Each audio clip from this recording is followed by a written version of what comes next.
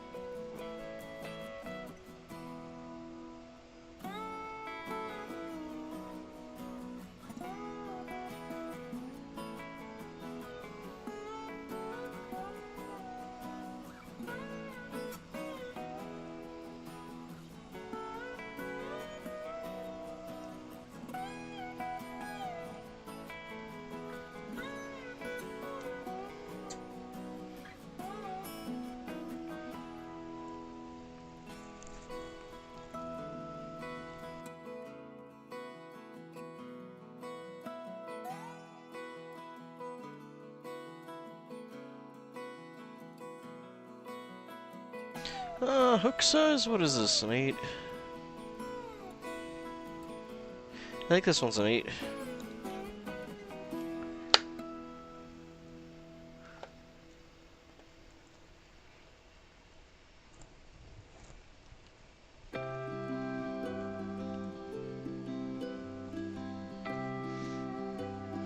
It came in a multi-dry fly hook box, and it's the second biggest one. I think the biggest is a 6, so I'm gonna say 8.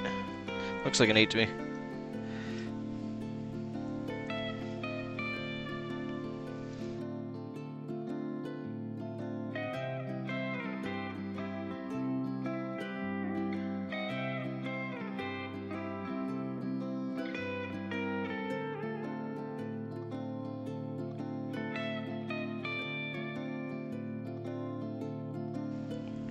Yeah, mate, sure. Yeah, start on a 10. That'll be a little easier for you. A little more room.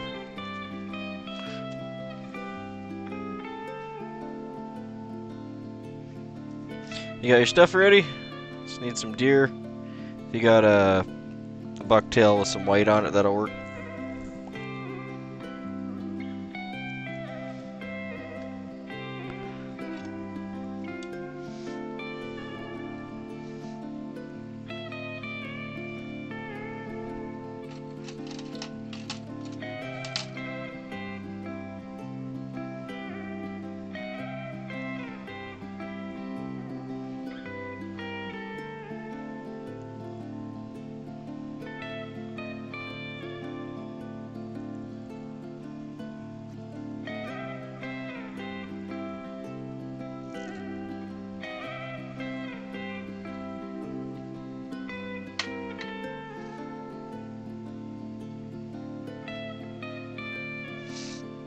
And we're just gonna grab off, but yay. Probably got a little much there, but I'm gonna thin it out by removing all the fluff.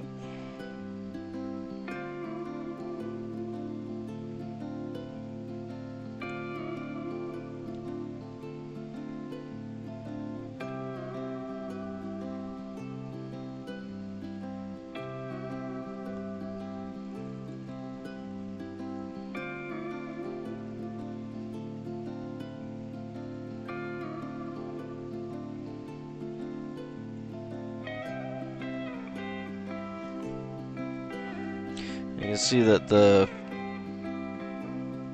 there's quite a few ends buried in there, so I'm gonna stack this one.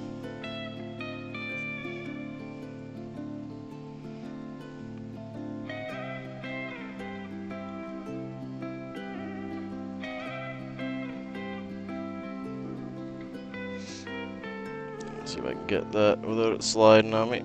You can see that's just kind of laid in there.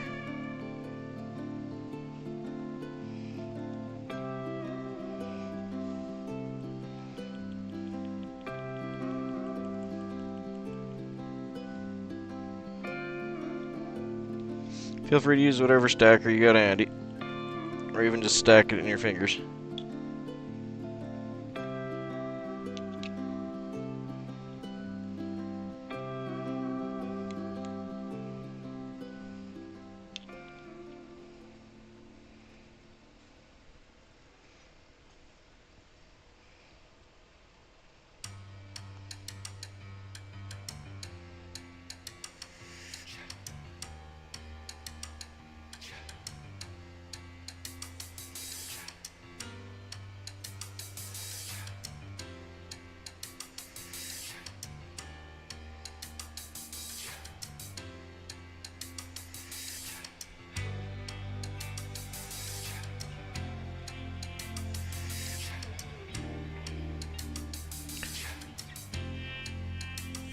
That'll be shank length.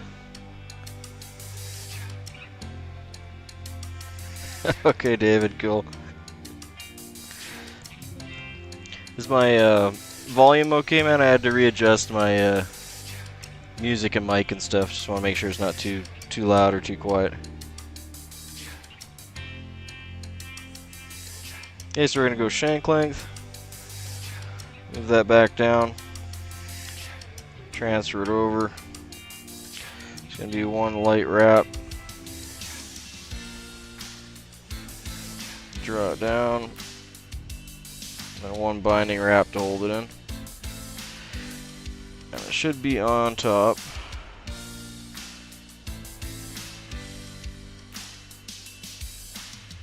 And then we're just over top the point, and we're just gonna do about 3 or 4 more binds back from the point, and that should set it in.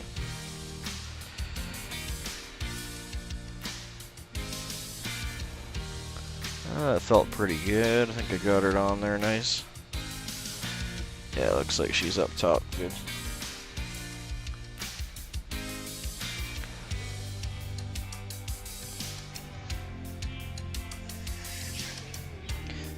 You can see she's on top of the hook there. She hasn't spun around or anything. Now, it's still loose at this point. If I torqued on it hard enough, it would curl around. But we're going to be binding everything down with the body material, so won't be an issue.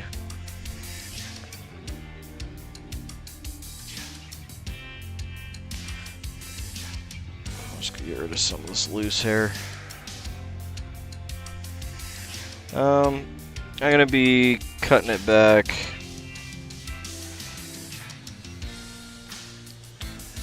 just basically after where the thorax is going to be, so 45 there.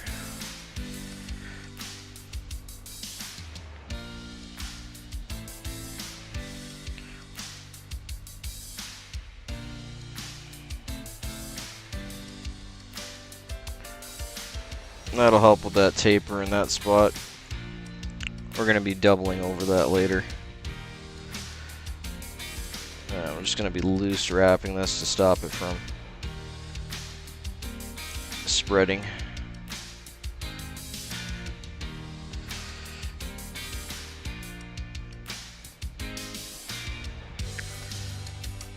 That'll do. We're going to be binding it down by putting in the floss and the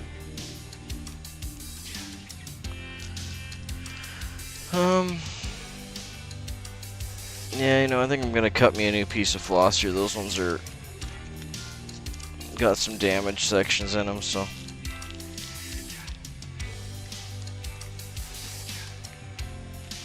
cool. I'm glad the audio's okay. I try to keep it at the same levels, but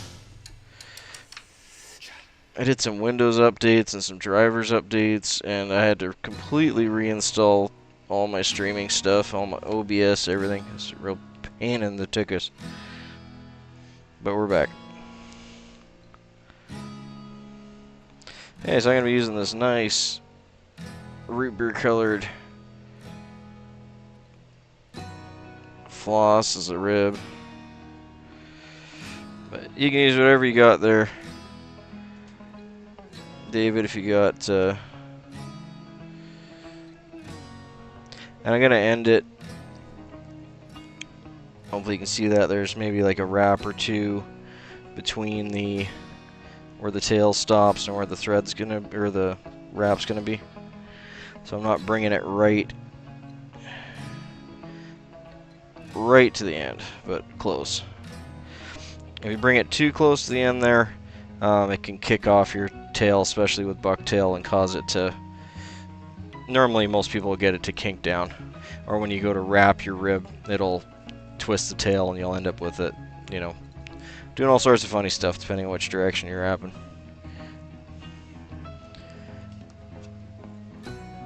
And I just tied that in on my side of the hook. More for convenience than anything. You can tie it in on the top if you like. And I'll go with another length of this. Let's go with a double so I can get 2 flies out of it.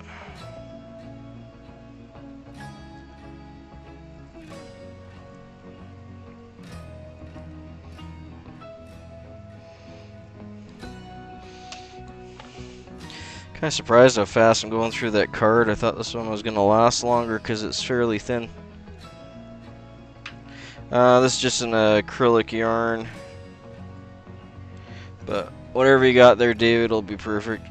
If you got some wool, if you got some anything, you can even do dubbing, man. That'd be fine too. If you got anything that's light yellow. Even chenille actually would probably work. It'd be a bit thick, but it would work. And same thing, we're going to be binding that in on my side here. And I'm going to bring it right into the same spot. What I'm going to do is I'm actually going to go over a bit here and you'll see maybe what I'm talking about with the tail. So you can see there when I'm putting pressure, hopefully you can see how the tail's moving. And I'll just undo that. That's kind of what I'm talking about. On dry flies, I know you're doing more streamers. That's a really common headache and mistake that, well, not necessarily a mistake, but a headache anyway, that a lot of people deal with dry flies is tails going all over. So giving it just a hair to breathe in will save you some trouble. Okay, so we got the body material in, which is our really light yellow antron, or not antron, sorry, acrylic. And we got some floss, root beer brown. And I'm just gonna throw a couple half hitches so I can use my rotary. Also makes a good save point.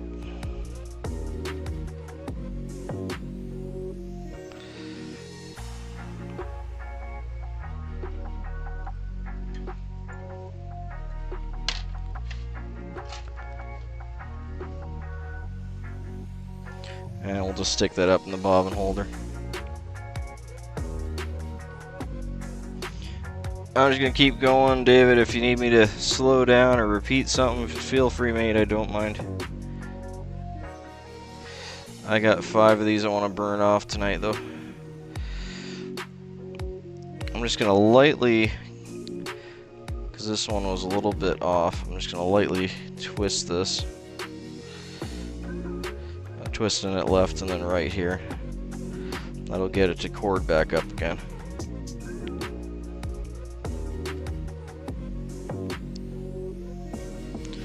I especially like to do that for the first. Yeah, see, you can see there. See how I'm pulling and the tail's moving? So I'm a little bit too close to the tail there. Just a hair. Now I can, oop, see how it slipped?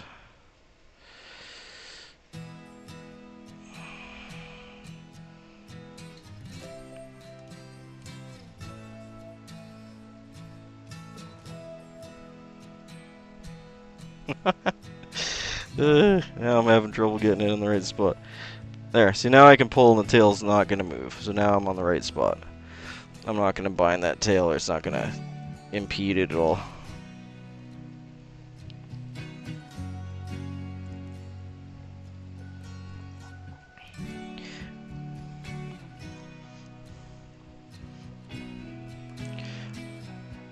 And once you got those couple first wraps in tight, you can go all hog on it with the rotary, and you're not going to affect it.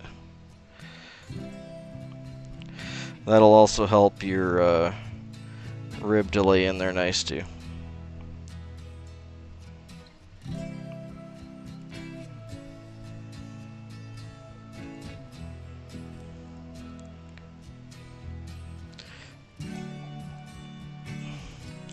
I went like one wrap farther than I wanted to there. There we are. Okay, once we get it to that point, so you want to leave. If you're using one of Brian's bobbins, I think the bobbin heads are a little bit thicker, but basically you want to leave a bobbin head thickness in there so you got room to tie in your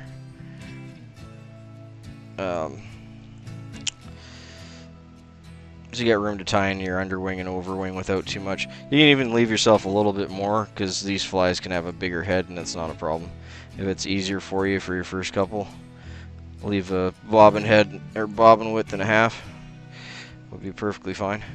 So when we're wrapping this part, we're back wrapping, and we're actually going to leave a space, just the thread length or whatever you're doing. If you're dubbing, you can just double or just thicken up the dubbing for this part. And then we're going to go back again and fill in those gaps that we left.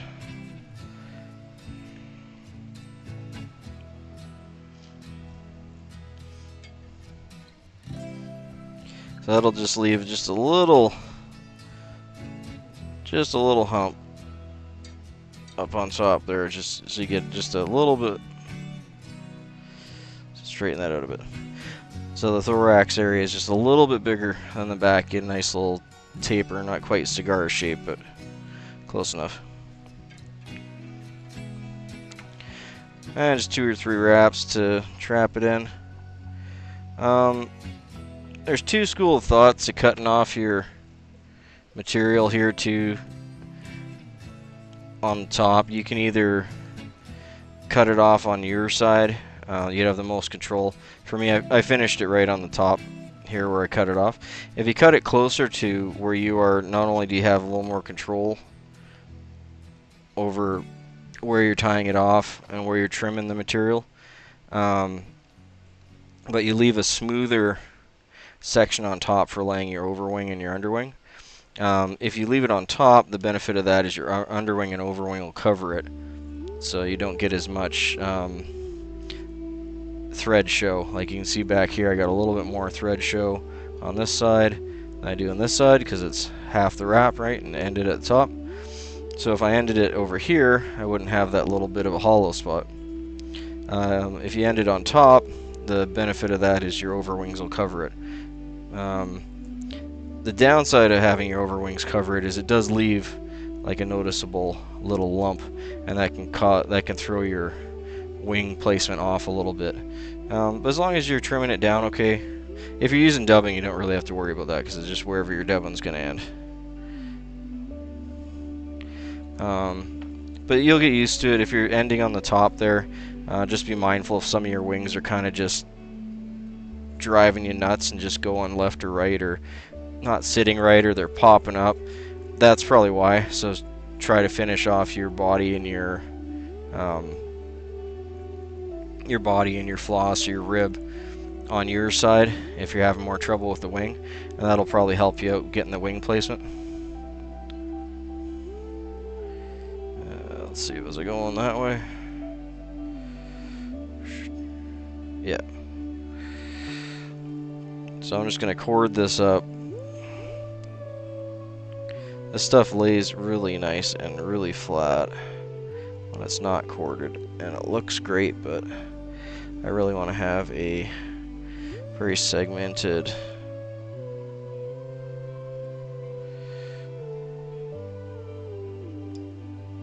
I get that right there? Yeah, there we go.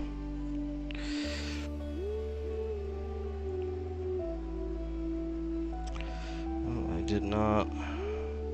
I'll fix that after. I didn't half hitch my thread there. Probably should have done that.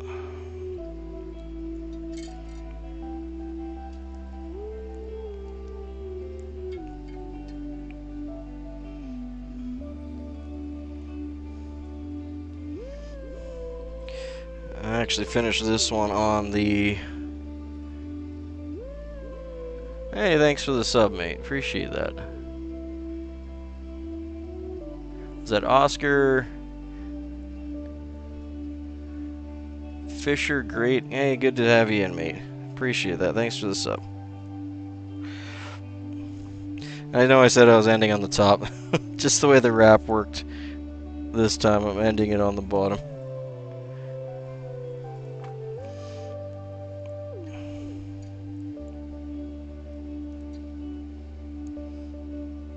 I am just going to kind of bind this down a little bit here.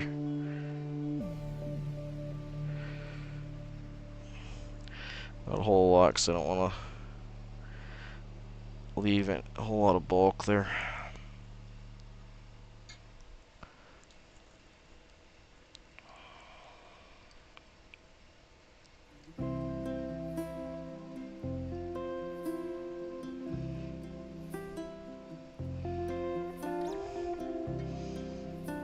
That'll do.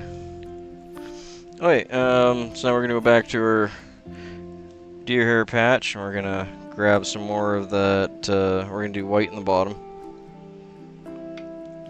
See if I can get lucky and not have to stack it like the last couple I did. It's always nice when it works out in your favor.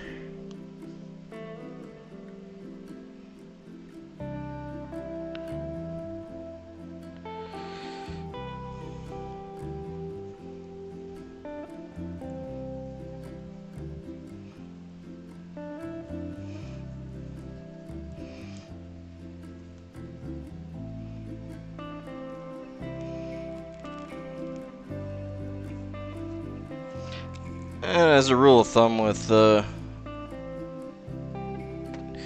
hair, because I know you've been having trouble getting some deer hair on the island there, David, you want to cut as close as you can to the patch every time that you're taking it off.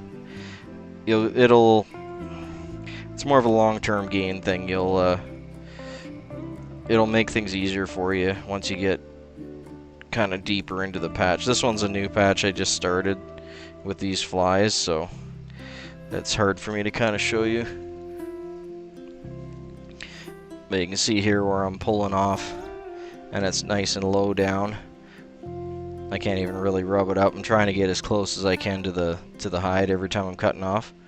The main reason that's important is when you'll miss them. Like you won't get every one perfect, and they're going to be off in little bunches. And if you get it closer to the hide while you're cutting them off, as you get farther and farther up the hide, you're going to have a lot less that are going to be mixing in with the patch you're trying to cut off. And if you leave it all lumpy, it can just be a real pain in the butt for you to try and get things even and get what you're pulling off and like consistently. Yeah, these are okay. I'm gonna have to stack this a little bit. You can see how much wispy stuff I got coming off the back, and I still got lots of... Let's see if I can do it this way. There you go. Now you can see the ends there, and I got a big wispy patch. So I'm gonna try and stack that a little better. Doesn't matter so much for this underwing, but that's a little on the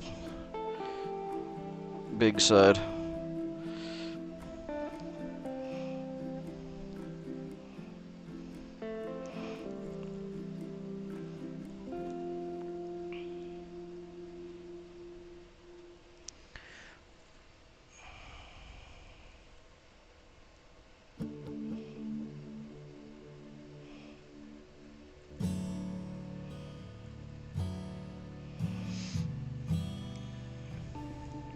Again, I'm gonna tempt gravity here and see if I can turn this up without it sliding out. So you can see how I got her in there. And we're just gonna really gently just nudge it forward so the ends are touching. And with this type of stacker, if you leave it more flat like it is, so you can see there's only a couple hair thickness, they're more separated from each other. That'll help you get a better stack on it. And it doesn't take much. A good dozen or so smacks is normally all you need.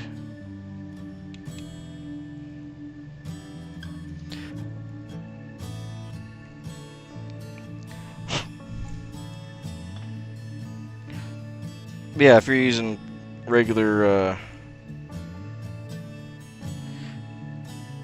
if you're using regular bucktail there, David, just use whatever stacker you got. If you don't have a stacker, you can just stack it in your hand. It's a lot harder, but you can definitely manage to do that.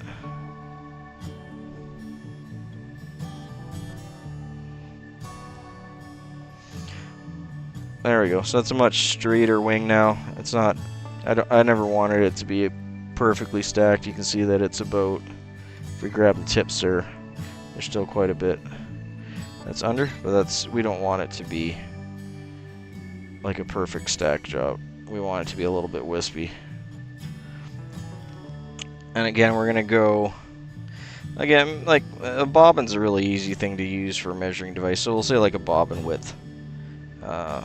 Back from the edge of the tail for the underwing, and then your overwing will be the same length as the tail. So yeah, that looks about right.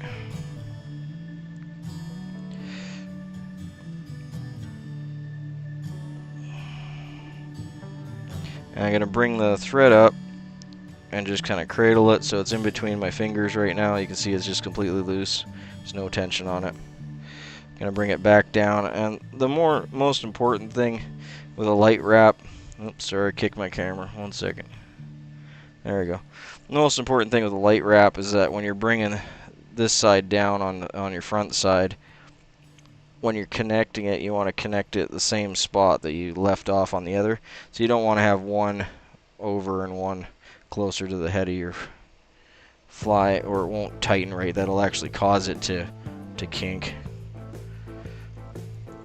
But, oop, I dropped it there. Let's try that again.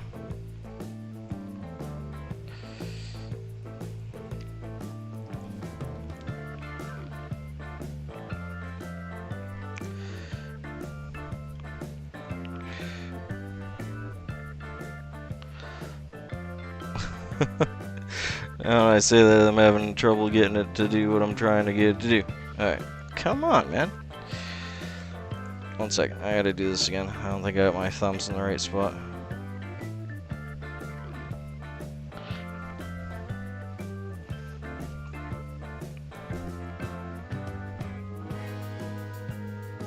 Yeah, so make sure your thread is starting. I'm gonna do one wrap here because that might have been my problem. In the spot where you want it to finish. So you don't want to start your thread over here and then try and finish it over here. You're going to want to tie it down as close as you can to that spot.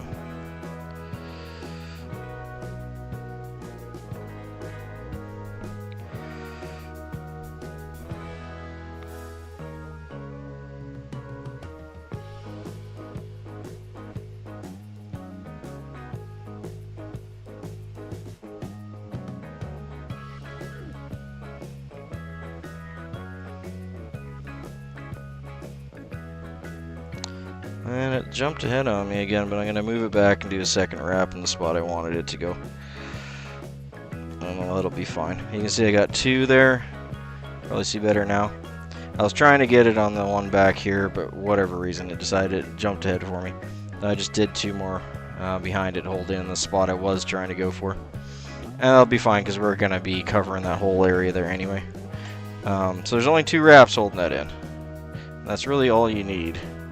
If you're doing some bigger streamer flies and bigger hooks, like if you're doing 1/0 to 6/0, you might need to do 3 or 4 just so you have the weight to hold it in there. But for little stuff like this, you should be perfectly fine with just 1-2 wraps. This should be more than enough to hold it in. If you're doing some of your ocean stuff though, yeah.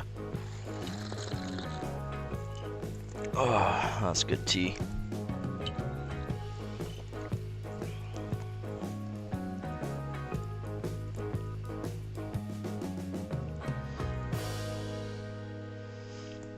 Oh yeah, and we're gonna do same chestnut brown here.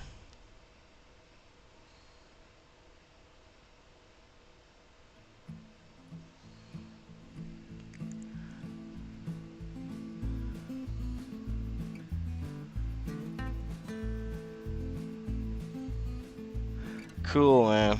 I'm glad it's coming out good for you. A deer is one of those things that people either love or they hate. There's not a lot in the middle. It's a material that you just can't wait to pick up and use, and it's for some people, and it's a material that other people just like, oh, I gotta do a deer hair fly. A lot of people just refuse to tie with it because it is so different from a lot of other material and fur. But I love it. I think it's great, if not super friggin' messy at times, but I really enjoy tying with it. It's such a unique material, being that it's, well, I mean, they say it's a hollow fiber, but it's not truly a hollow fiber. It's more like a bone from a bird where it's honeycombed.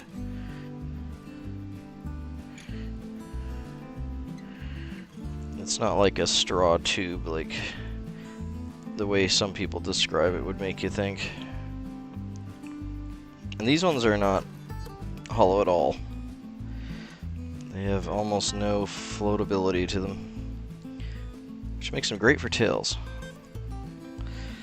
Okay, I don't know if you caught it on the camera there.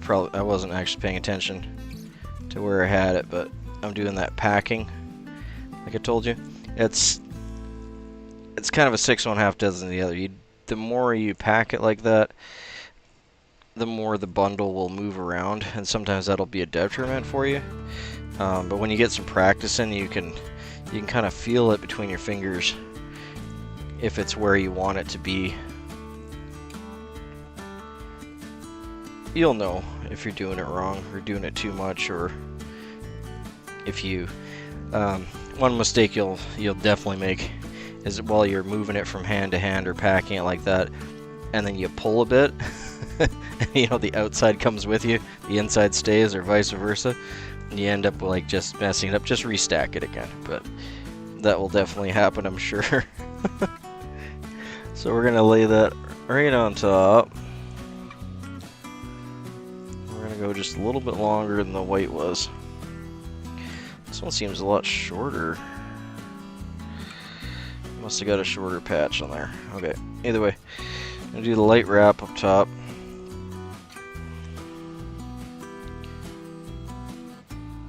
I did the same thing again. 1 second.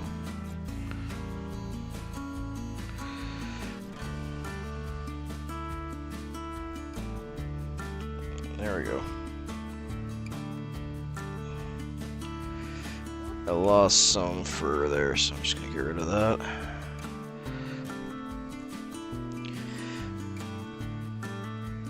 Beauty, okay. Yeah, that's just where I want it. Didn't twist on me.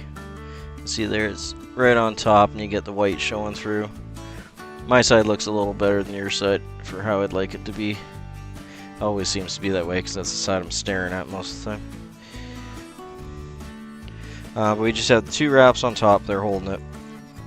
I'm going to do 2 more wraps after that, just below those wraps. And these ones are going to be a little bit harder, or a little more firm. The reason you don't want to go too firm on your first wraps holding it in is that if you did that, if you just crank down on it, those are going to flare. Especially with the bucktail you're using, they're going to be way more susceptible to flaring than this stuff.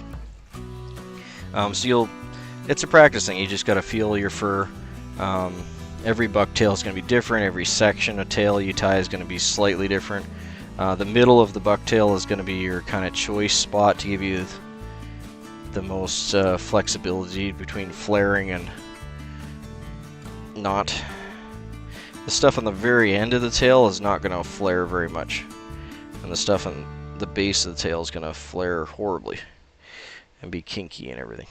But it's not a bad thing. It's just that's the way the material is, and that can be a benefit and a downside depending on what you're trying to tie. Okay, I'm going to bring this back up here. And when you're cutting this off, you want to be careful to not lift it. A tendency that I used to have a lot was to grab this, lift it up, because it's only being held in by a couple wraps. And when you do that, you can pull this forward and actually, you know, literally pull your wing out of place, or just out completely, or you can twist it. So the best thing to do is, if you need to make 2 cuts, you can do 2 cuts, but just bring it up like a 45 and just clear it off. Then you can come in and clear anything else that got messed up. And the more practice you get with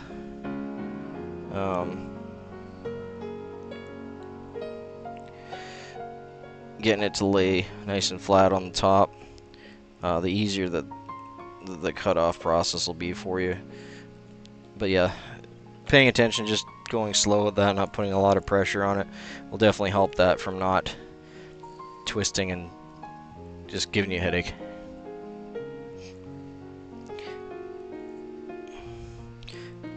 I'm just going to do some medium wraps on the way down here, and you can see there's a step or a ledge right there. I'm going to do 3 wraps here. This is where my head's going to be, and then I'm going to be wrapping back towards that point that we did there, and that'll help to compress it without creating too much of a step. If you start your wraps from here forward, you'll compress this, and this will be uncompressed, and you'll end up with a huge ledge, and your thread will just continually fall off that, and it'll be super annoying.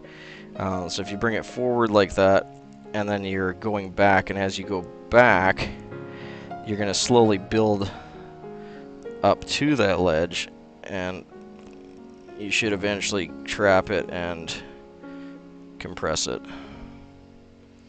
If you go the other direction, it will be a complete pain in the butt for you. And that is definitely a area where new tires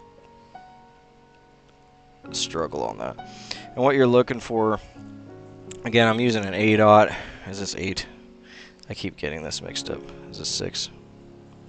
Oh yeah, 6. Sorry. I normally tie an 8/0. This is 6. It's a little thicker. Honestly, probably a hair thick for this fly. I could definitely tie this without any issue with the 6, and I really probably should be. But you're probably using something thicker than an 8, which is fine. Or a 6, sorry. But with a 6, I got to be careful how much I'm building up. So the shape of the head that you want is pretty dang close to what I got there. You want to have a flat spot on top, kind of like the top of your head, and then you want to have a forehead slope, and then a smaller, almost second head, where you're going to actually make your head for the fly, which is down here. So again, about a bobbin thickness for your head, about 2 to 3 bodkin thicknesses for where you're going to tie in your hackle. And ideally you want to have that as smooth as you can get it, and with as little taper as possible. When you're tying in bucktail like that, you're always going to have a bit of a taper.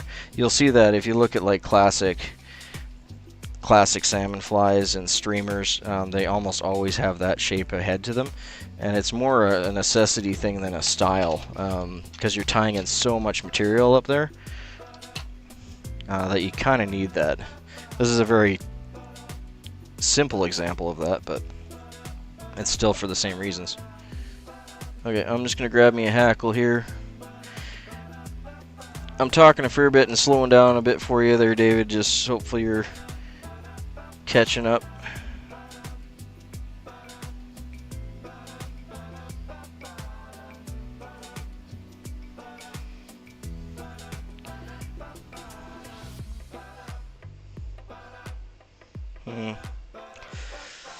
I think this one will work. Some of this hackle was kind of damaged, so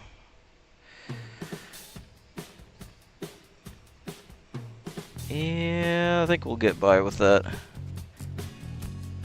But I'm using a hackle that's oversized. So if you can see here, if you're gauging your hackle underneath, I'd normally want it to be, again, about a bobbin width below where the hook is, or below the point. And this is about a bobbin and maybe 2, bobbin and a half. just because this fly itself has a really wispy, longer legs than its other variations. But use whatever you got, David. If you just got regular old dry fly hackle, just see if we can get one that's a little bit bigger than normal. Again, this is more of a softer, just farm hen kind of red hen hackle. I'm going for something that's going to have a lot more movement in the water than necessarily be a dry fly, because these are meant to be fished under the surface foam. So you'd land them on the surface and then give it a tug, or a couple tugs when you're streaming it in, and hopefully it'll pop under the surface, and that's where you'd fish it. Just have it so it's struggling, basically. So I've cut off the racus there. It looks like I need to cut maybe just a hair more off. Yeah, just a little bit. That'll work. So hopefully you can see that there, David. I got a few barbules just sticking out. So.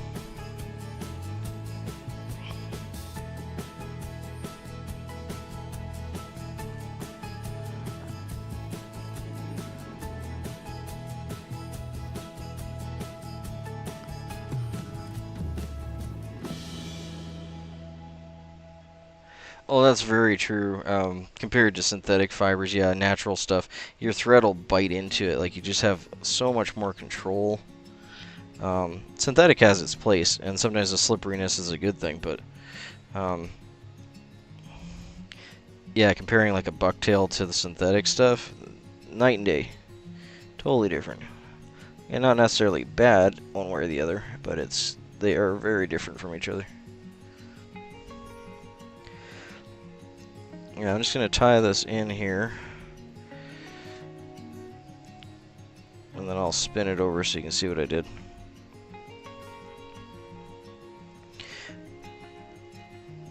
Now I want to end my wrap not at the spot I'm going to be doing my head, but just back. So again, about a bodkin width, and hopefully you can see where the thread's hanging there, because that's where we want to finish our hackle off. And you can see on here, I've tied it in so it's ending right there. And I didn't count, but I don't know, 4 or 5 wraps along the racus there is enough to hold it in. And I like to tie it in on my side of the hook. I can just see it better. There's no hard and fast rule on that, so whatever works for you. If you want to tie it in on the top or whatever, I don't see a reason not to tie it in on your side though. And then I bend the feather so the racus is 90 degrees. I do have a number of fibers there that are going to be trouble, so I'm just going to pull them out. You can see them coming out the bottom here. They're going to be buggers. 1 second.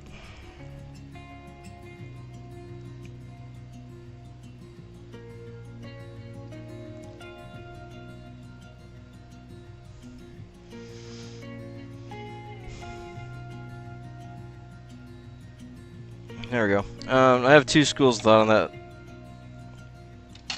as far as leaving those fibers alone.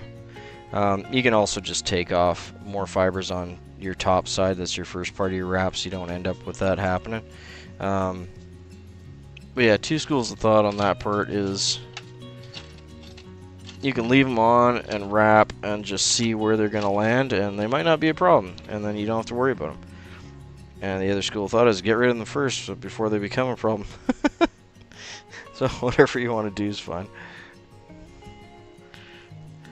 I find it's like 50-50 whether they become an issue or whether they decide to play nice and settle down.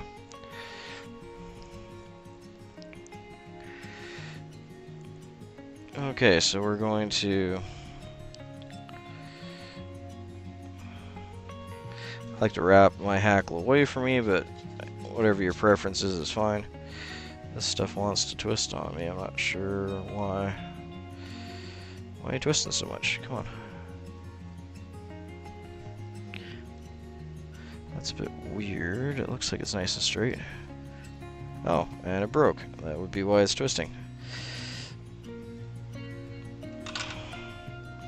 1 second. Let's do that again.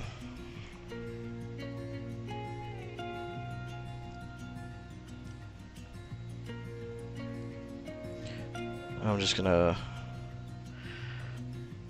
unwrap that racus piece. You can see it sticking out there, just so we save a little bit of bulk on the head and start over. There we go.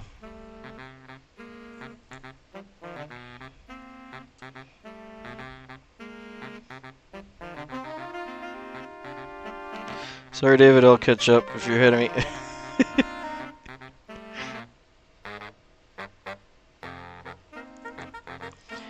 I'm gonna pull a little more off than last time there.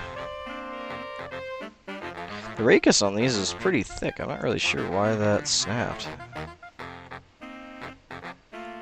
Like I said, this part of the cape was a little damaged, so that could be very well why it did.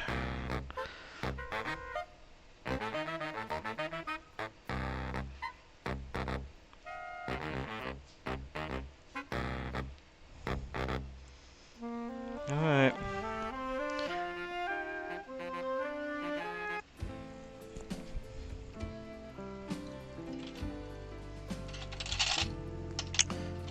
Where to put my hackle pliers down?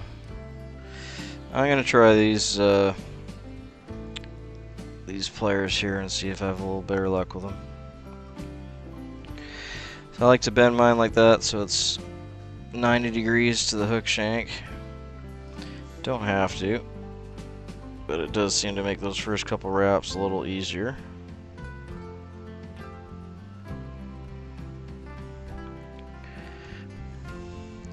There, a beauty. Okay, that's much better. It must have had a kink or something bad in the racus for it to bend so much.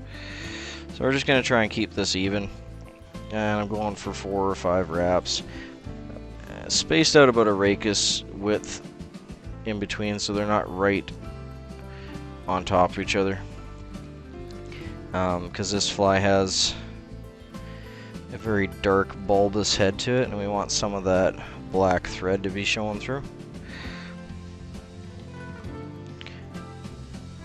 If you're tying this on a smaller one and you need the... seeing if I should go one more or not there. Yeah, I'll try and tie it off on the bottom.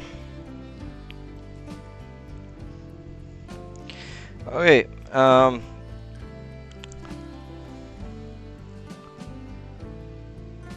not Ginger Cree. Give me a minute here, David. I'll see if I can read your comment without dropping this.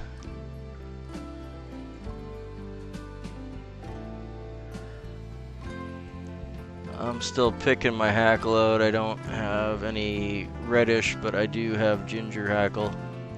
Oh, ginger will be fine, mate. Yeah, that's fine. Yeah, just find if it's kind of a dirty, darker ginger. Just grab one of the darker ones. That'll be fine. It actually is probably more accurate to the bug, to be honest. Their legs are more of a pale ginger color anyway. Okay, so this is a part where a lot of people do struggle. Can bring a lot of frustration is tying off the hackle. There's gobs of ways of doing this, and none of them are right, none of them are wrong. So whatever works for you is what you do. But what I'll do is I'll bring the hackle underneath on my last wrap on about a 20-degree angle from where the thread is, and then bring the thread up behind it. And that's why it's important to I should have threw a 1/2 inch in there before I got to this point, but I didn't, so that's okay. That's why it's important to have the thread ending up here and not right against the head, like not having it right all the way over. You want to have it where you're going to be tying off the hackle. So if you have it over here and you bring it under and pull it over, your thread's going to go quite a ways to tie off over here. It's going to be on a big angle. So you really want to have it as close to your tie off point as you can get it. And then you're just simply going to bring the thread up on the far side of the hackle and just wiggle it back and forth. It'll get through all of the fibers. And I just have it pointing straight up. So at this point, even though I haven't even done a turn yet, I've done basically a half or a quarter of a turn, this is completely tied in. See, it's loose. You know, it's not going anywhere. As long as I keep tension on this thread, the hackle's not going to unwind. And then the trickiest part is to keep that tension, bring it around, and now you want to go closer to your head for this part. And this is where you want to do 2 to 3 medium tension wraps, just so nothing's going to go cattywampus on you. And those 2 to 3 tension wraps are going to lock that in, and now it's not going anywhere. One problem I personally have is I tend to pull a little too much, and I don't have the correct midge jaws for this vise, so you'll notice my flies, after getting closer to the end of the fly, will be slowly tipping down, which is not ideal. And that can slide off the end, and I've done that a few times. I know it's an issue and I should prepare for it before I get to that point and just fix the fly. But anyway, now that that's wrapped around, that's really all you need to do to keep the hackle in place. It's just one like that. I typically will always do a second. So we're going to do that again. We're going to bring the thread up under. I want to get as close as I can to that hackle in the pliers without pulling up. You don't want to get between the hackle fibers and the ricus, except for at that point where it's connecting to the fly there. If you do, then they're just gonna, you know, any ones that you do, and it will happen, any ones that you do that to, they're gonna just start, you know, pulling left and right and sticking out weird angles. But if you just get it right, they won't stick out anywhere, and you'll have it tied off. So there, did it again, same thing. Easy peasy. Don't need to make it any more difficult than that. And then your hackle should be in there.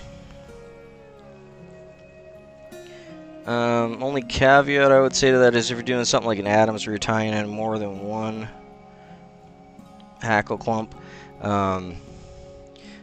you leave yourself a little more room by the head where you're tying in, so you can finish one back a bit and then the other one just a few thread wraps in front of it, so you're not doing it on top of each other.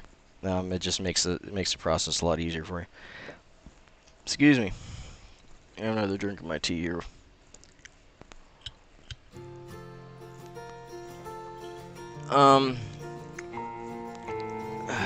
This is another battle that a lot of people have, and it really doesn't have to be. And nothing's more frustrating than cutting your thread or having the hackle unwrap, and it's definitely happened to me on camera many times. But, you know, to avoid that, there's a few things you can do. Actually cutting the hackle with your scissors is actually one of the hardest ways to release it, because as you're doing that, you can trap in other fibers, you can get your thread in. One of the easier ways, as long as your scissors are sharp enough, and they really should be anyway, is to leave your scissors just like that, so you just have a little bit open. I'm exaggerating a bit. You don't really need that much, but just so the camera can see it. Just enough so you can fit the ricus in there. You really don't need any more. The smaller you have the opening, the less stuff that can get trapped in there, and the less chance you have of making a mistake and cutting off more than you need to. And you don't want to necessarily cut it off like right against the head, because it's not going to make any difference in the finished fly.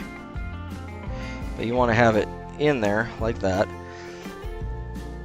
and just pull back towards you, and then you can either just gently touch the scissors and it'll pop, or if your scissors are sharp enough, you can just pull it towards you.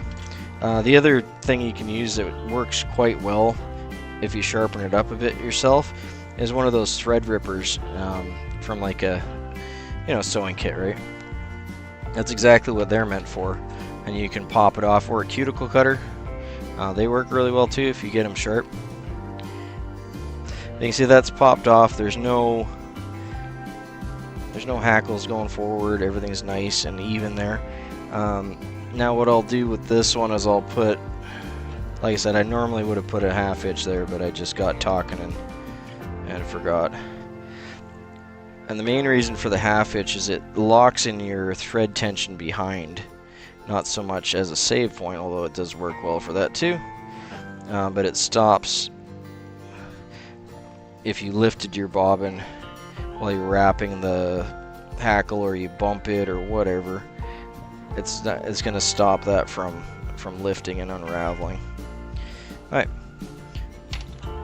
so now that we got that in place,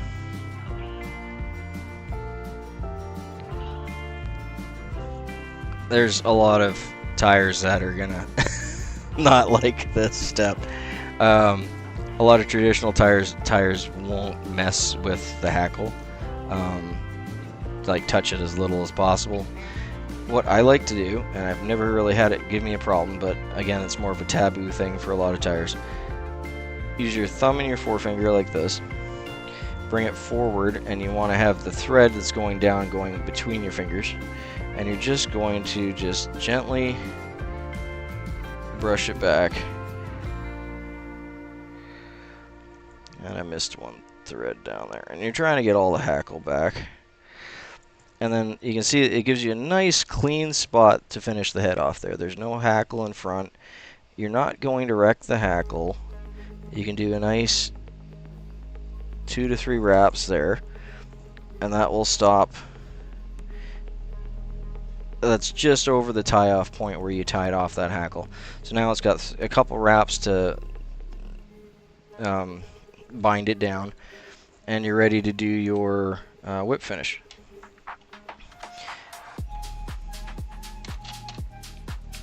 You don't really need to do that last step. You can definitely cover that last step while you're whip finishing. The main reason I like to do that is because it gives me a chance to clean that up and give it a nice smooth taper to it, so when I'm whip finishing, it'll allow me to get, just to have a nice smooth base to do the whip finish on. It'll also let me, if there was any hackle fibers that were going cattywampus left and right, I can use that to bury them and get it back. That other trick showed you yesterday with the black Sharpie marker. Again, any pieces that are coming out, just hit them with the Sharpie marker. They'll just disappear. You won't see them. You don't have to worry about it. Whip finishing with hackle around is something that you're going to have to really kind of get used to. It's quite a bit different than doing a nymph or streamer or anything else where you don't have the hackle, because obviously you got a bunch of floofy stuff there where you're trying to get a nice tight knot in. So it can be rather annoying. There's a lot of it's really just practice, but the cleaner you get this here, so stuff isn't sitting forward on you, the easier that the hackle, or the easier that the whip finish is going to be to do for you, because you're not going to have that one hair that's driving you nuts that's sticking off going forward. So you can clean that up ahead of time before you even get here, and just clip it off or do what you need to do to get rid of it, and it'll make your life easier. So we're going to hook the whip finish in. Like always, get our figure 4 going. I always do one wrap before I get my figure 4 lined up, so I'm on the back side of my figure 4, and I'll take my main line here, and I'll bury it into the same spot where along the body of the fly, and that'll brace it and stop it from curling around and grabbing in hackle fibers. And then I'm basically just controlling the top part of the whip finish here. I was too busy talking, I wasn't counting there. I think I got 4, maybe 5. Enough, anyway. Definitely enough. And bring that down. And then you won't have any fibers in there. And I like to bind it like that, so it's not going to go anywhere. And you got a nice, really clean little head right next to your hackle fibers. And that way it makes it easier also if you're going to use head cement, that you have a nice clean little head to put your drop of head cement on. And same thing for removing the thread. Just like that. You don't need much. Just a little bit open. And I like to finish my head off on the underside of the fly, so it's not sticking out, so you got a nice smooth top. And again, we're just going to have it right there, and just apply a little tension. It's off. Not cutting any fibers, not messing up the hackle. You can see here I had that hackle completely pinned down around the body, and it's fine. It's not damaged at all. It's going to get just bumped around in your box anyway. And that gave me the ability to make a nice clean head on there. But yeah, feel free to use, if you got like a Cree or something neck, like, congrats on you for having a Cree neck in the first place.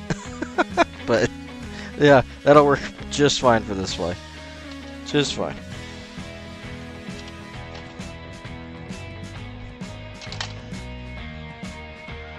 Let me catch up on your chat here. Huge battle for me. Yeah, it's going to be, man. Finish off, it's the hardest part for me, especially the whip finish. I always end up trapping fibers. I don't want to. I'm working on it though. Yeah, like it's gonna be like eventually you'll get it. You'll get it once or twice, and then you'll be like, oh, yeah. And then after that, you just keep trying to replicate that success, and you'll get it. It's gonna be a learning curve. It's gonna look like you tied in a wet dog in the front for your first bunch. It's really, there's not much you're gonna be able to do to get it perfect on your first couple tries. It's challenging. That's why a lot of people, I wouldn't say don't like to tie dry flies, or just don't tie dry flies. They'll stick to nymphs or quill wings or other things. Quill wings are a whole nother ball game.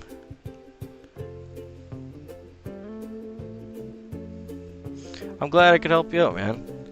Yeah, like I'm glad that you're trying out, new, more difficult patterns for you, and especially going from something like the bigger patterns you're doing to something smaller like this. That's a night and day difference. It's a totally different set of skills. Not that one's better than the other or whatever, they're just different. So I'm going to put a little bit on here. One thing I'll say that helped me a lot when I was learning to do dry flies is to just tie, if you, like, you don't want to necessarily use your good hackle. Well, you can, but I mean, it all depends how much hackle you got, I guess.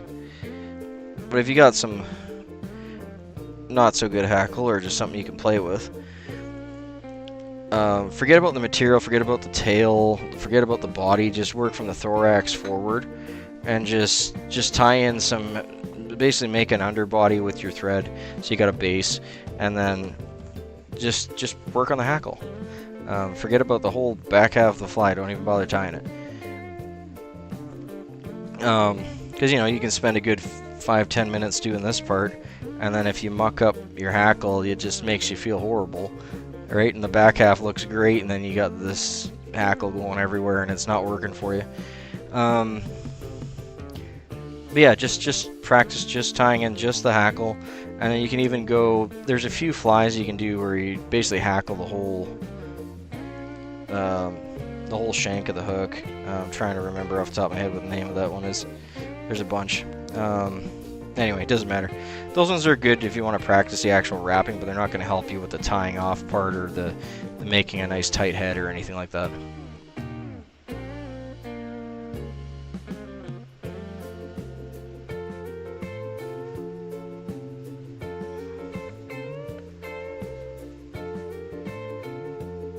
Yeah, siding hills, good stuff. I don't have any myself. I used to have a couple siding hill capes, but unfortunately we had a flood, and they got wet, and then they got bugs, and it wasn't good, and I lost a lot of my material when that happened. But yeah, they make good stuff. They're a very traditional Hackle company. But yeah, just practice this part over and over, and then like after you do it, just get a razor blade, cut it off, or if you got one of those burners, just burn it off, start again, do it again, do it again, do it again, and just yeah, I wouldn't really expect it to take more than 20 or 30 times before you're really kind of nailing it, and you're what you're really going for is that feel. You'll know when you're getting it right, and once you get it right a few times, it's like, oh yeah, that, like, and then you'll feel really good about it. And that's really what you're shooting for, is that feeling, not necessarily a specific technique.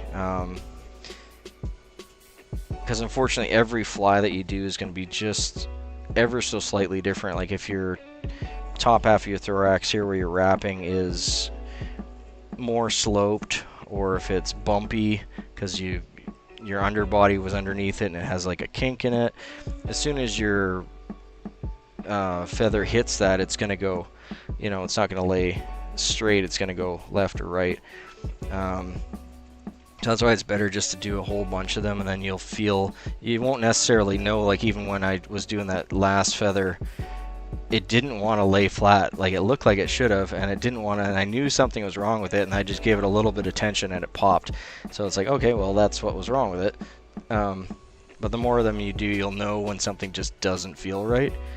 And you might not necessarily find a solution for why it's not feeling right, but it'll give you the ability to know it's not your technique or what you're doing necessarily, because they're all natural material, right? Every one you wrap is different. Yeah, so it's just a practice thing.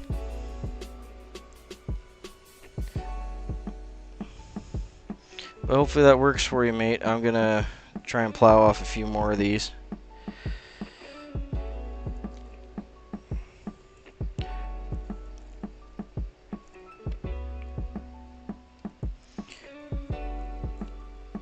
Yeah, I think Adams is a great way for you to learn dry fly hackle, for sure. It's a great pattern. There's a couple different schools of thought on whether you should wrap the grizzly and the red together, or you should wrap them separate. I don't know, whatever works for you. Play with both. I don't think there's a right or wrong way to do it. I generally find it easier myself to wrap one and then wrap the other.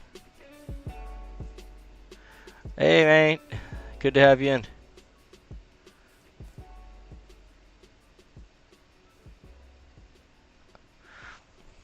Yeah, no worries, David. I don't mind slowing down. I do want to get these. I've been tying this cork for a couple nights now. I really want to get it filled up, but I'm getting there. I just haven't been. I've been doing way more talking than tying. Excuse me.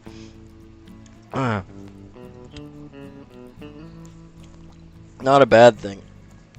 If I can help you out with that, that's way more important to me than getting another fly in my cork.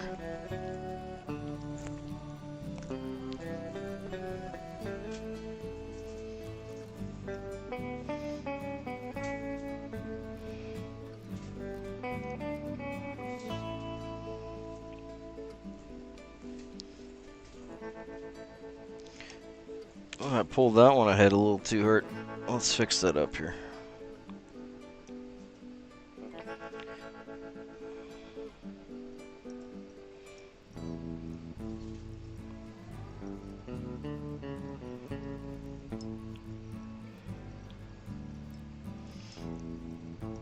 Yeah, when you're learning, especially stick around, like you said, size 10 or like even go up to like a 6, and use some of the, like, don't worry about the size of your hackle, like that. Don't worry about getting it the right amount when you're learning to wrap. Just make it look as nice as you can and make it feel good. That's way more important than making sure you have the right height. All that height is, see if I have one here I can show you.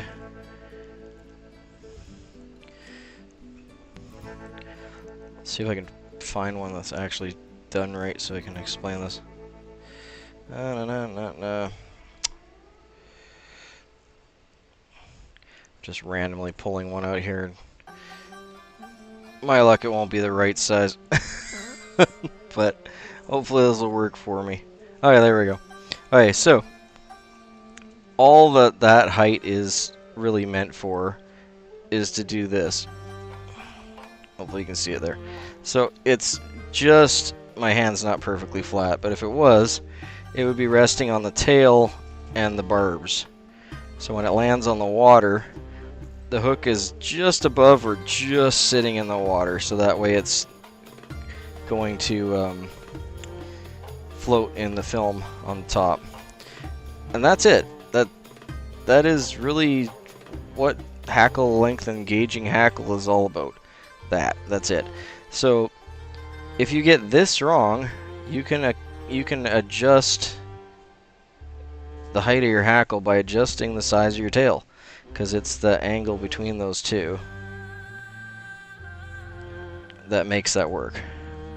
So if your tail is too short, it's gonna fish just as bad as if your hackle was too big or too short. And you don't really hear a lot of people talking about that because they spend so much time, you know, gauging their hackle on the hook and everything. If your tail's off, it's going to be just as bad.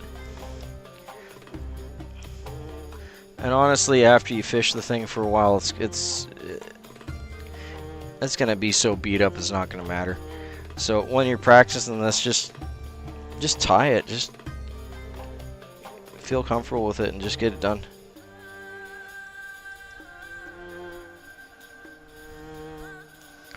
Don't worry about making it, you know, Instagram pretty and all those proper proportions.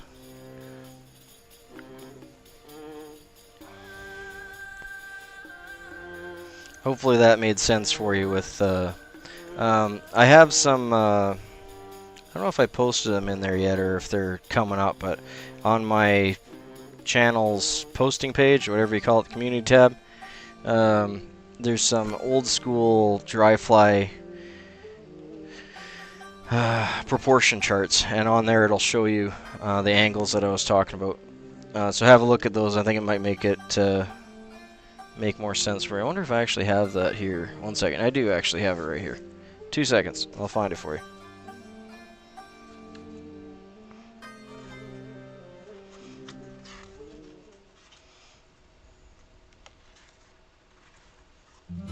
There we go.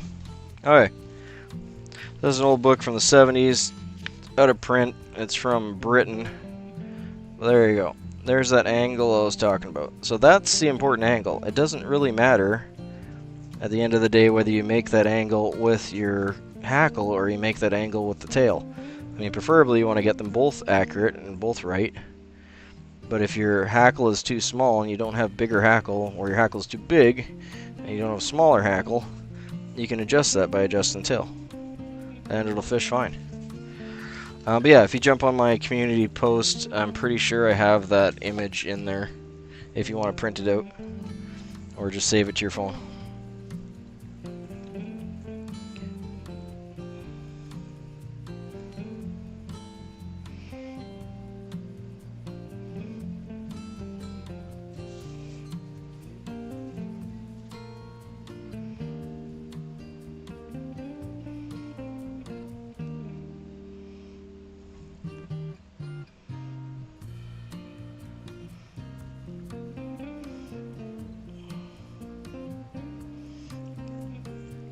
And having at least decent quality hackle will make learning a lot easier for you.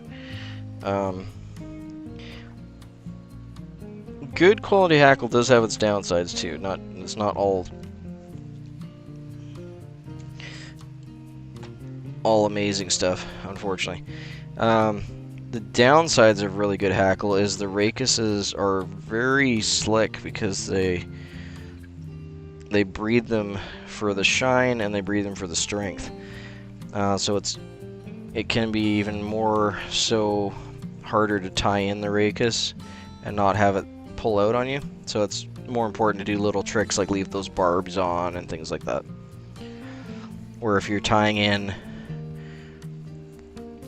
you know, farm chicken hackle, it's almost the difference between tying in your synthetic fibers that you were tying in with the bucktail and then tying in actual bucktail. Like your thread will bite into the bucktail. And if you have really high-end hackle, it's a lot denser, it's a lot harder, and it's a little bit more like tying in synthetic fiber than it is tying in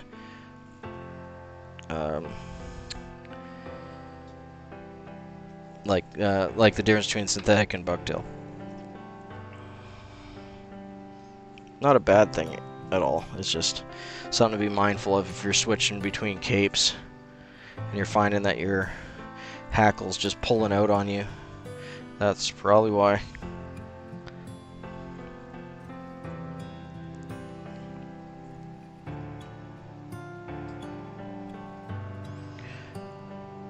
And typically, for the most part, I mean, depending on the size of your hook and if it's more of a traditional shanked hook, going the shank length of the hook will get you that angle that you're looking for with the hackle if your hackle's roughly the right size. So I'm going to say that's good.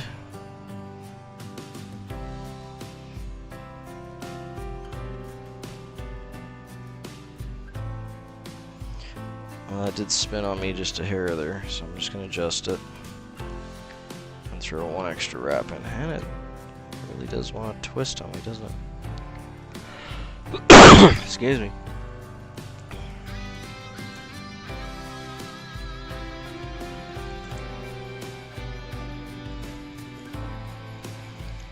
Yeah, thanks, David. I'm going to try and post, thankfully I got a wealth of old fly tying books and magazines. Almost endless supply, so I'm going to be attempting to try and post every day diagram or chart or article or that sort of thing, so I'm glad that people are finding them useful.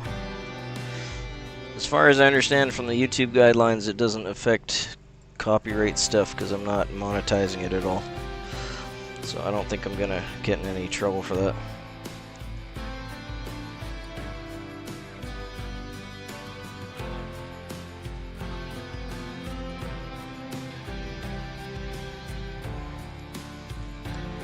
But yeah, other than posts, I try not to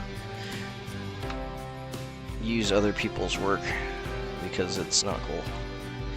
They put all the effort in to make that book and they should get credit for it.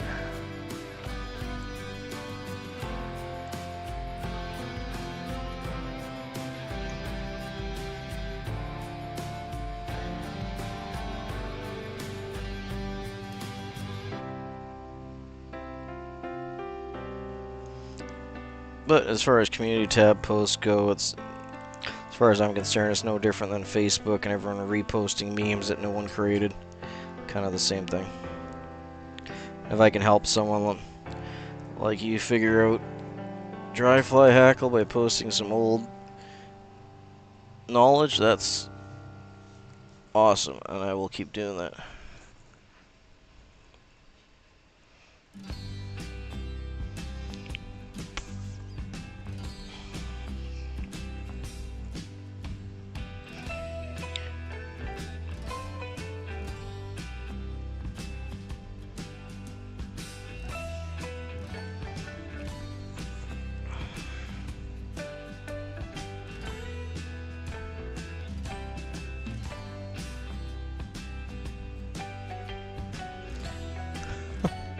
I'm gonna move my camera just a bit.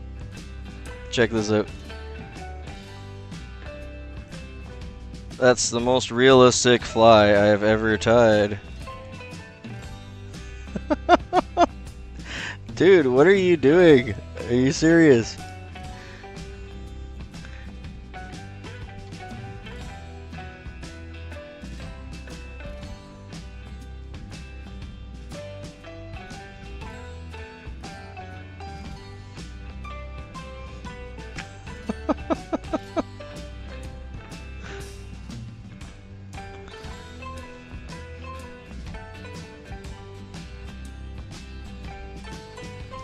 Unfortunately, I keep the rest of the house is all dark, and the only lights on are the massively bright filming lights I have. And all the bugs just love to come over here whenever I'm doing this.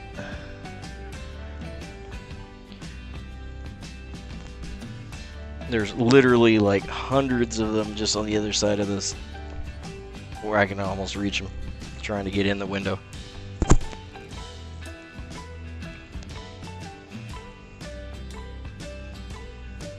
Although that was pretty funny. Fly land right on my tying vise.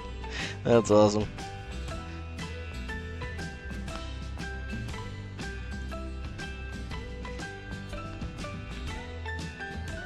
Okay, I'm just gonna tie in the body material.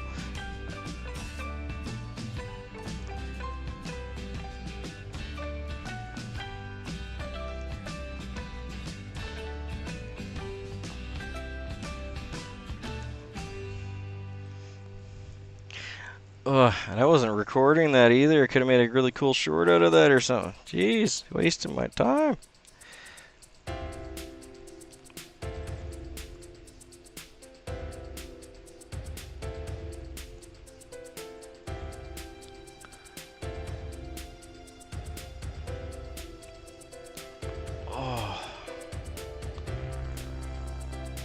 Yeah, hopefully that helps there, David. I'll have to, if you run into any specific things that are just making you pull your hair out, just shoot me an email, man. I just recently changed my email for the channel, so it's fly tying with Nimby at Gmail now.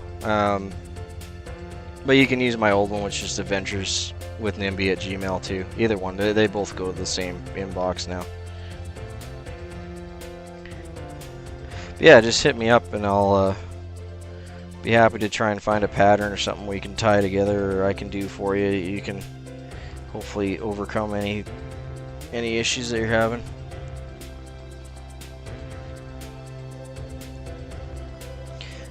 A lot of these patterns I've been doing are not, like, they're very traditional patterns, so they're not necessarily the easiest to learn or the best ones to learn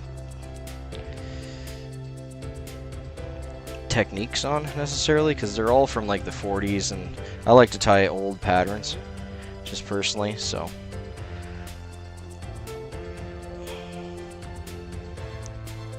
especially if you're using more modern stuff and synthetics, they're not necessarily the best patterns to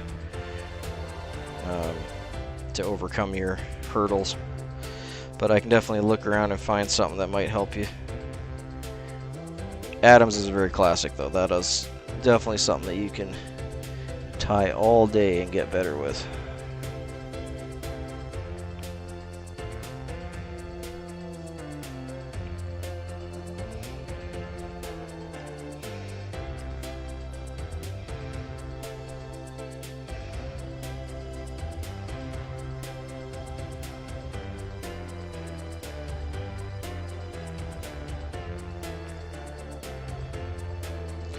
And an Adams will imitate like so many different insects too. It just doesn't imitate any one specific mayfly or insect. It can imitate all sorts. So that's a good one to start with. I wouldn't really class it as like a beginner fly though, just because it does have a lot of, not advanced techniques in it, but it's definitely has its tricky spots to it, right? Like, you're using 2 hackles instead of 1. You're mixing your tail fibers. I'll try and think of another one that you could do that might make it a little easier on you.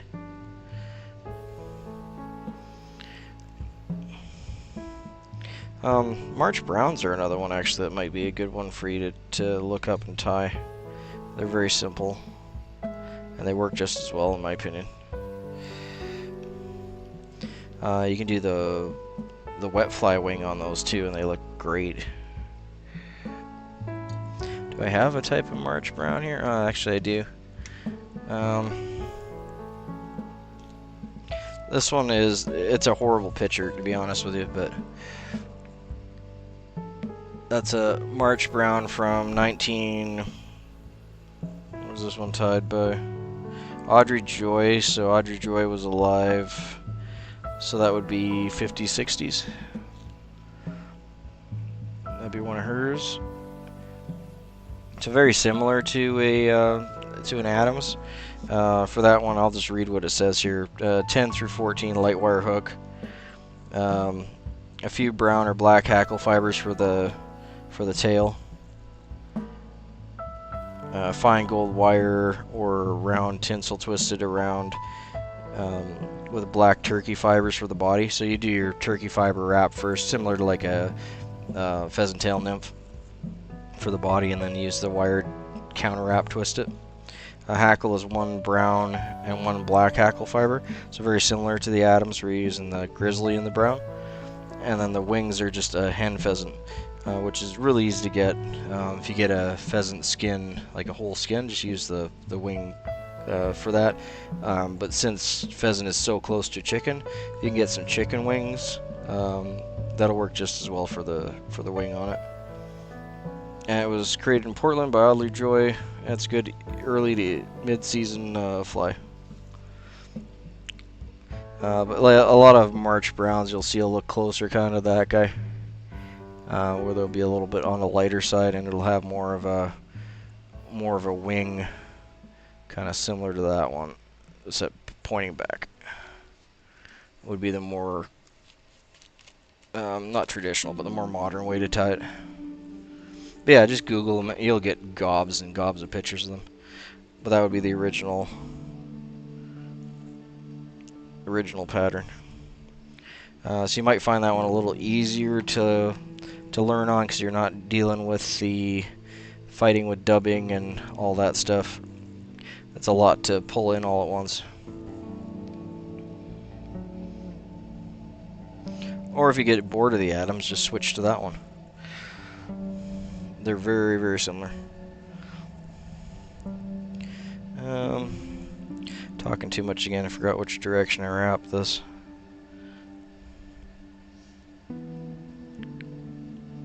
I think I came that way, so we're gonna go this way.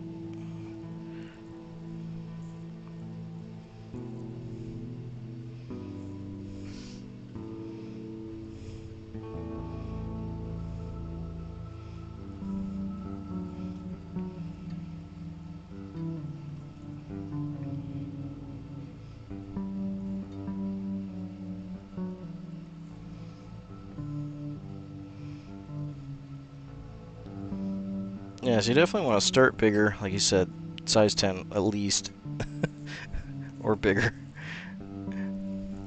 And that'll let you use some of the bigger hackle that you have too. It'll be easier to control.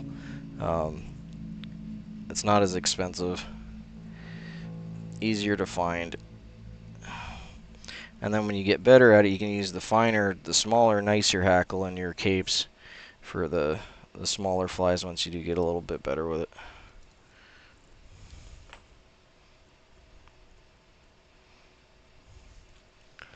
Yeah, I'm happy with that. That's okay.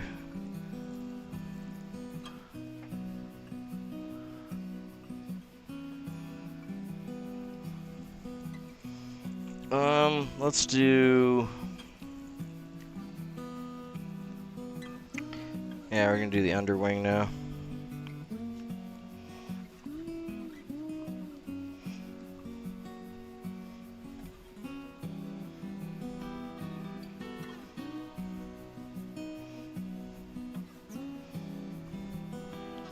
This section of this deer hair is almost like calf hair. It's really kind of gnarly, to be honest. It's weird. It's soft but gnarly. It's really neat stuff, but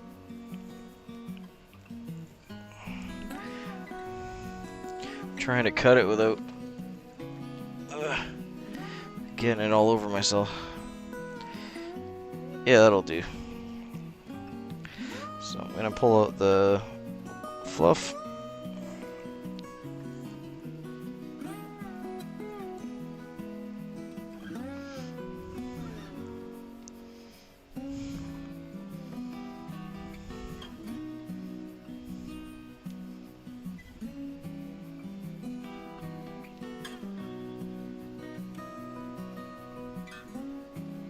Yeah, I'll see. I was gonna do some more of those. I was gonna do some more of those posts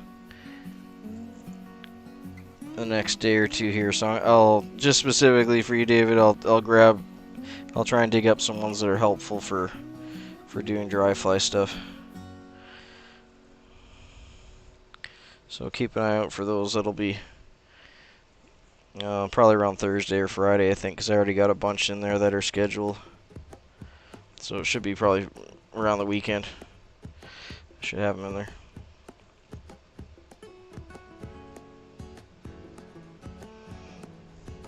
But yeah, I definitely have some more modern methods of doing it, which might or might not work well for you, or better for you. Because there's no right or wrong way to do it, so that's why it's nice to get some old stuff and some new stuff and everyone's different opinions. And eventually you'll just run into something you're like, oh, and it just clicks and it works, and that's what you're looking for.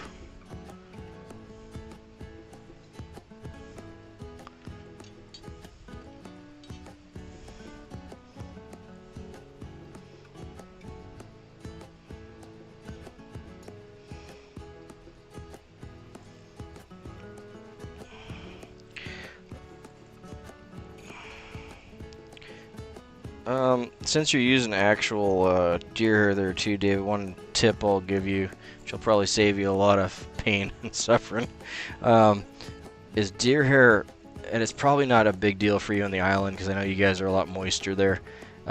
It hates dry and static, so if you have like static guard, like dryer lint sheets, that can help a lot, and just kind of rub down the whole tail with it.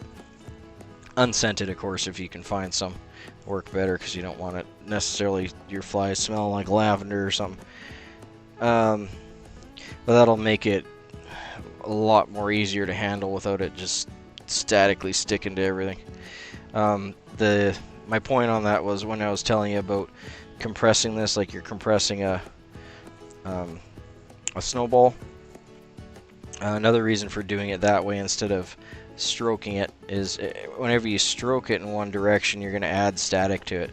So the more you do that, the more it's actually going to flare, and the more it'll get unruly.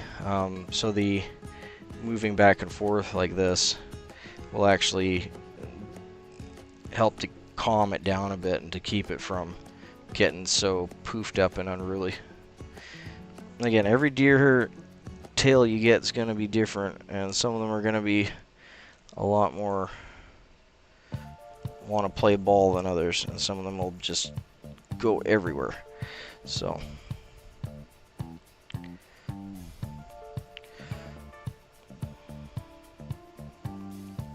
come on, be nice.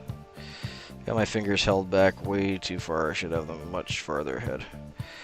But we'll do that one light wrap, we'll take it, and then we'll do two back here. I don't know why it's working out that way. Seems like it wants to do that every time, and I'm not sure what if I'm doing something wrong or if it's just. I feel like it's more to do with the thread. I'm not used to tying with this thicker thread. But as long as I got those two wraps, the back wraps there where I want them, that's really all that matters. Those are the ones that are binding it in.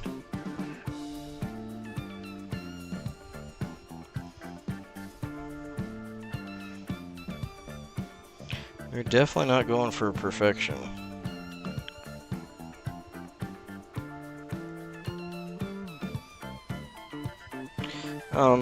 Some people use static guard spray too. I mean, if you can find that Scotch guard, the blue can, that can help a lot. I don't have any. I probably should get some at some point. And I don't have dryer sheets because I don't use dryer sheets, but there are days in the summer when it's dry here, and I definitely wish I had some. Because the fluff is king, and it sticks to everything.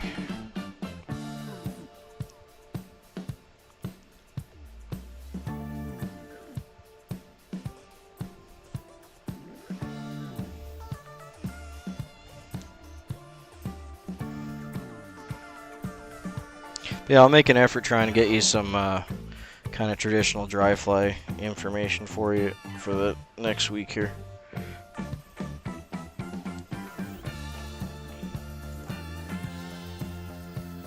Or actually, I'll try and get some of the more modern stuff I have, to be honest with you, because that might actually help you out more. Because you're tying with a lot more modern gear. You got, you know, a nice bobbin from Brian. You got all that stuff to help. So I'll see if I can find something a little more modern for you.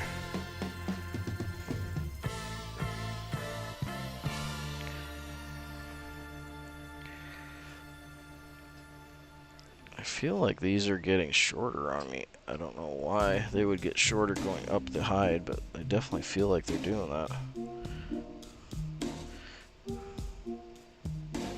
Yeah, they definitely are, because I'm almost right at my tie-in point there. Wow. Okay, I'll have to be mindful of that, try and cut down a little closer. I'm going to let that slide on purpose just because I'm getting so close to the end there. Okay, now I'm going to do 2 decent wraps on top.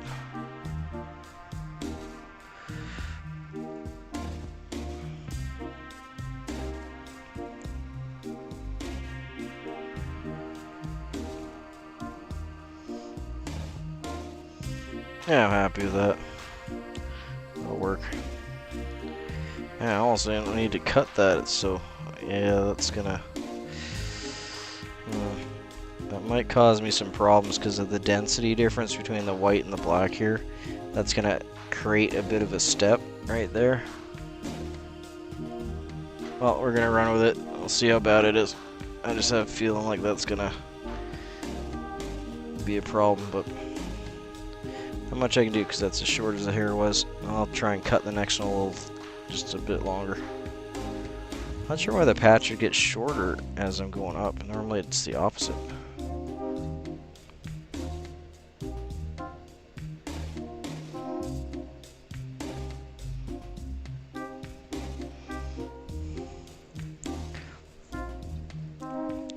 And be mindful when you're cutting like that. I can't tell you how many times I've cut my thread by accident.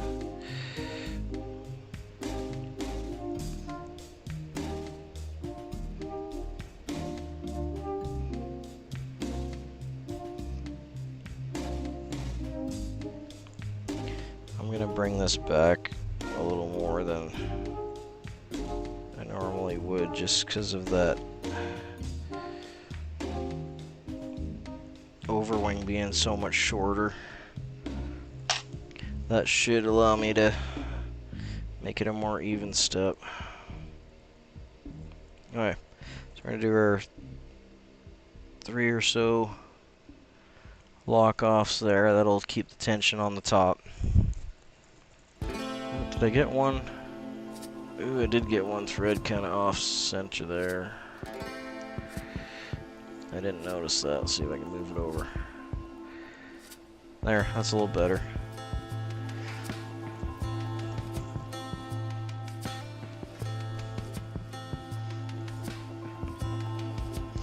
I really should get in the habit of moving my, or rotating my flies more often. I grew up tying on a stationary vise, so.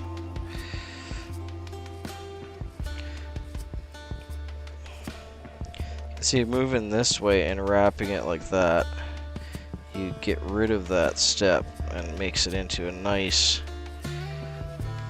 I almost want to say like penguin shaped head, if penguin shaped is a shape. You can see there it's like flatter and then it just kind of dives off, but on an angle enough that your thread will catch. And you'll definitely know it when you don't have that, because your thread will just continually fall forward and it's so annoying. So practicing that is fairly important, just so you don't drive yourself nuts. And eventually it'll just fall right off the eye of the hook. Like it'll just continually. Super annoying. Okay, let's get a good hackle here.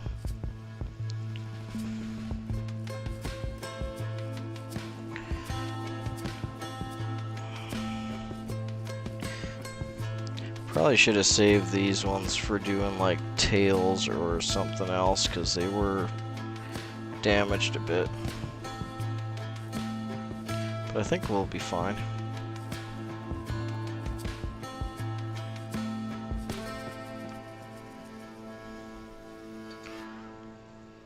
Okay. And I took a little bit more off the top than I did off the bottom there, which is what we want to do. Which I don't think I did the last one.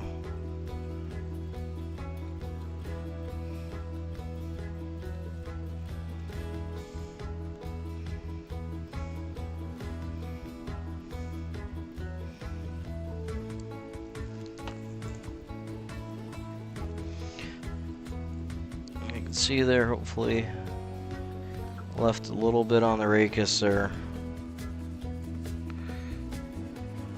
Damaged fiber, we're just going to remove that.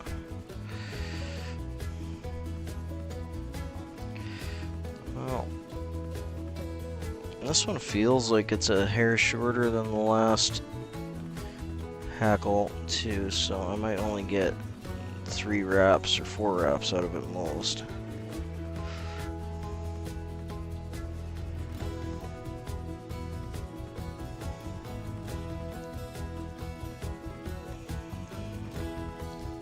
Okay, we're going to do our half hitch. Just going to spin that around so you can see there, David. Just tied it in there.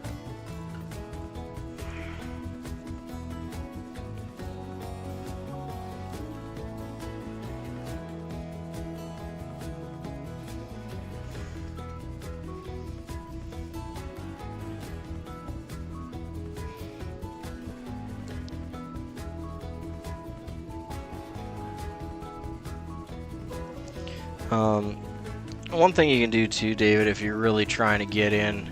Oh, Liam, hey mate. Sorry, I haven't been looking up at the chat.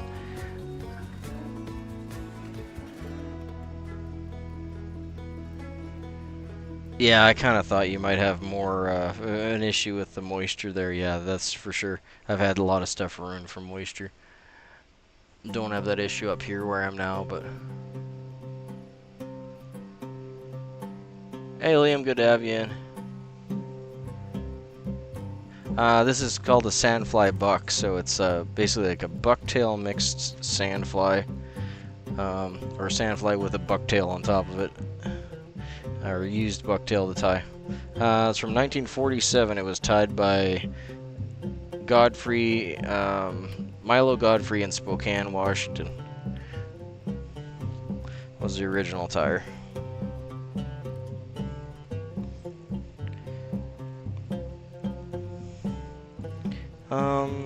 Did I do a half hitch there? Can't recall. Looks like I did. Okay. We'll say we did.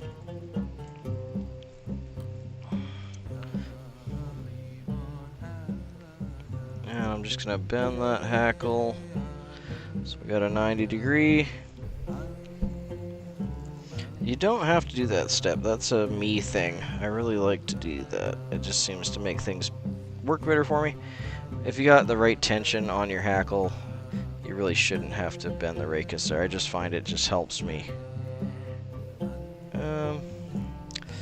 Yeah, I'm just gonna wrap it. I'm not gonna do the rotary.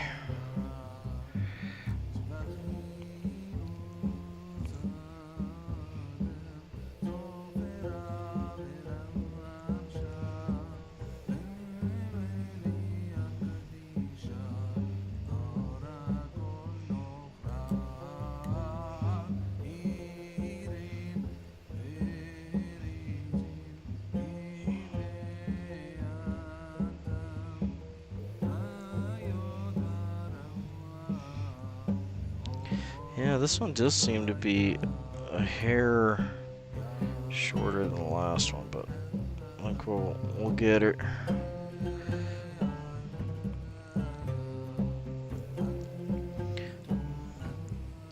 I'm gonna just pin it here with my thumb. And hopefully I'm not gonna regret this decision. I'm gonna try and re-grab the tip there so I can get another half turn out of it.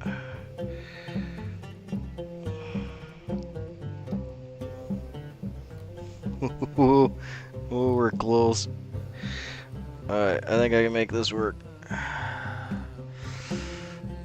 Hopefully I got a bit of the rachis in there wrap there, not just the hackle fibers, but I think we're good.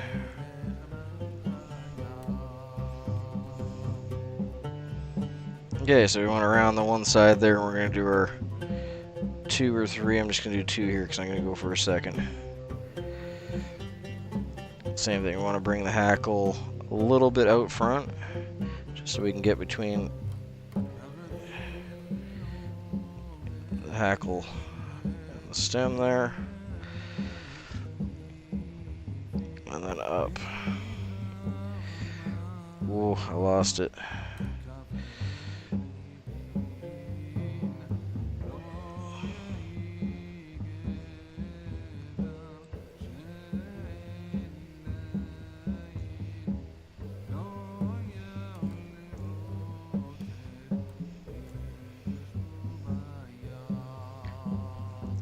Well, that wasn't ideal, but I think we got her. That was close.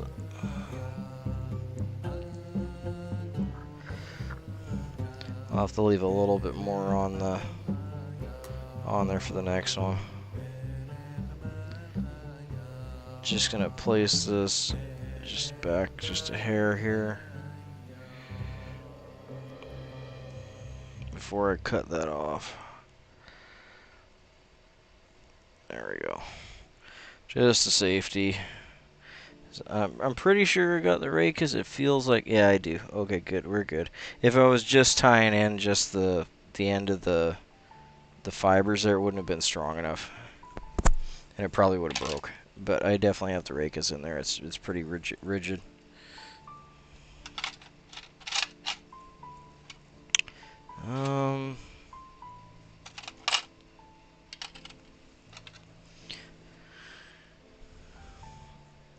I'm just going to use my hackle pliers here to apply a little tension to it to cut it off.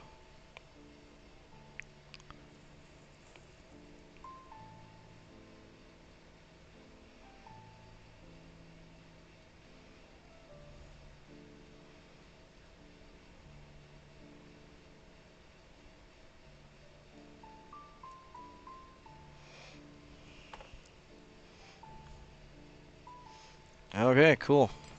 Made it.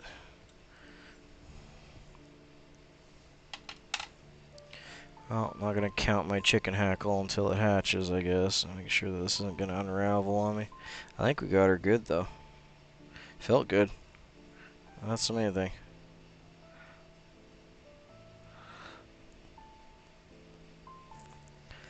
I got one hanging out there farther than I'd like it to, but we're going to forget about it. I'm going to bind this in, make that nice smooth head like I was talking about. See how it just pushes it all back nice there? And I'm going to get my good tweezers and deal with that one little one that snuck forward on me. There. Oh, didn't quite get all of it.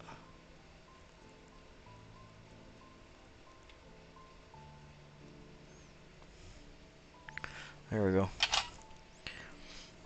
Yeah, you can see I had a few little fibers on that one, just because I was trying to get as much of that last wrap as I could. But now you got a nice clean, little fly head on there.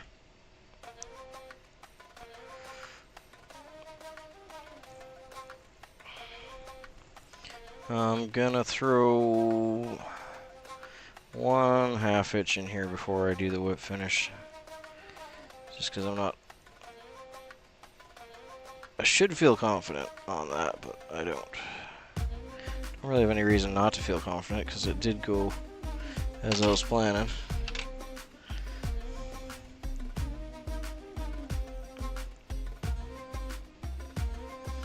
Okay, so 1/2 inch, and again we're gonna bring it around and then start our 4. And as soon as we hit the point where we're starting our 4, I'm gonna bury the bobbin thread kind of right against the body. So I'm actually pinning it there with my finger. and that'll help it from pulling in extra hackle fibers and allow me to control the rest of it with the I guess you'd say the tip of this part up here, finish from.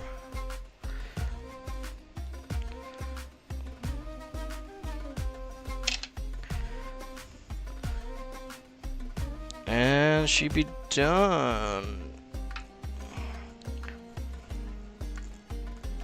Yeah, I still got that one.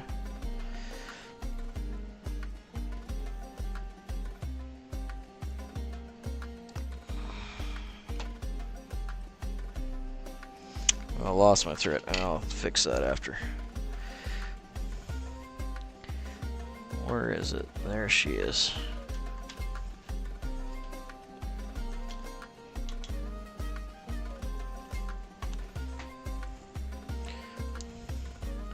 I don't even know if she'll pick up on the camera. Oh yeah. Okay, I mean, I know I'm completely nitpicking on this because you can barely see it, but there's that one. It's just actually, I think it's part of the rachis. It's coming out from where I tied off. Right there. I can feel it more than I can see it. I'm just going to use black Sharpie. And we're just going to touch it. Just a hair. And you can see it just disappears. Poof, gone. Like magic. That's why it's a magic marker.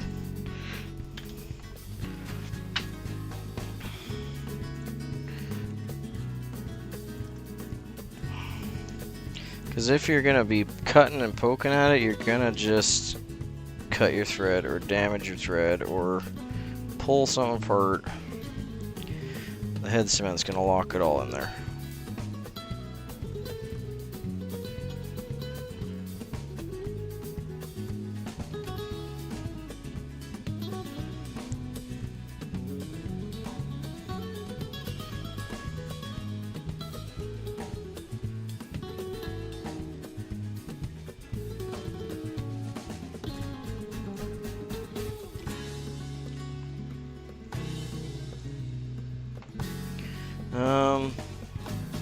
Gonna have one here? Yeah, okay.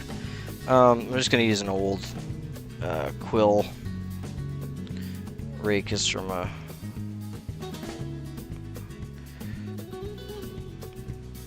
just make sure that's all clean. Don't always do that, but in this case I think I got a little bit of varnish on the underside.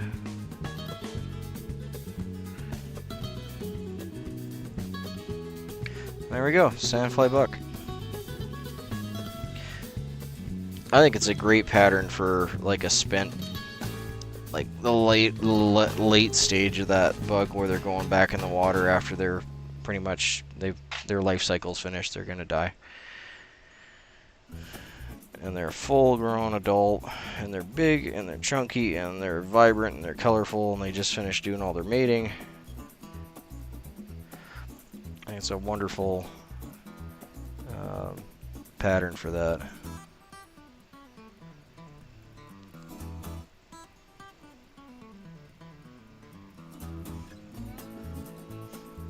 Hey, Wendy.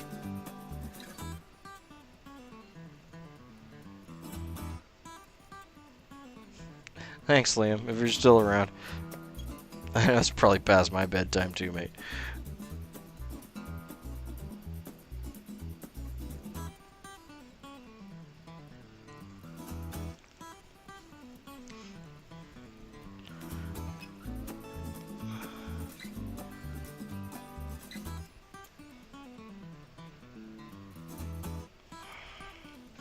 Alright, we got another 3 to go here, I think.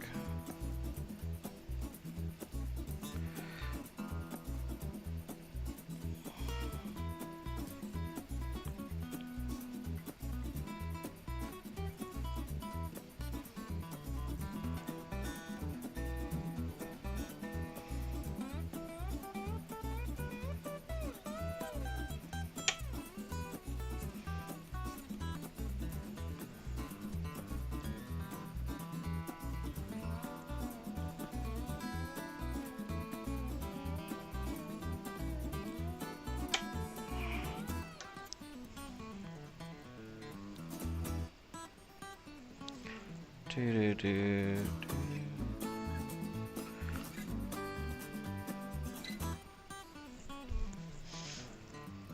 Do. Just need to rethread my bob and pulled it out.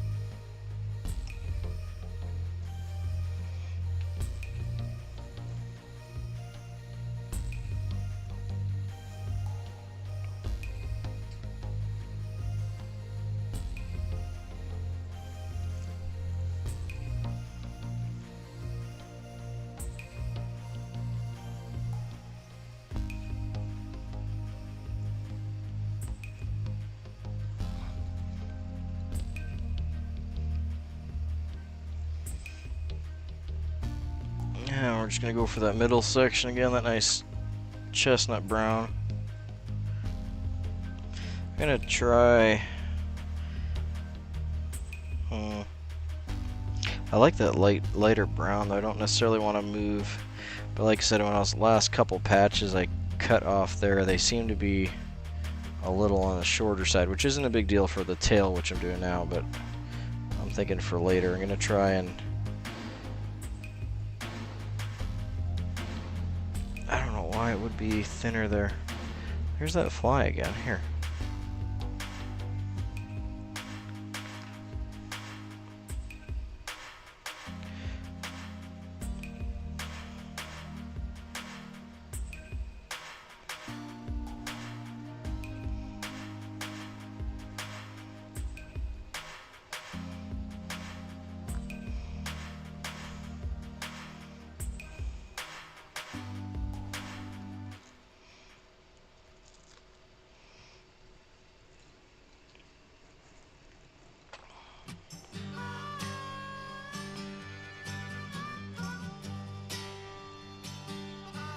Just pulling out all the fluff.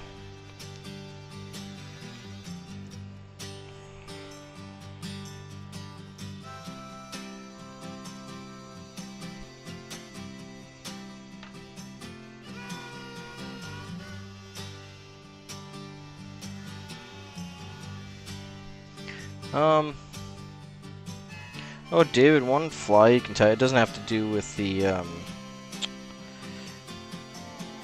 look up a black-nosed dance.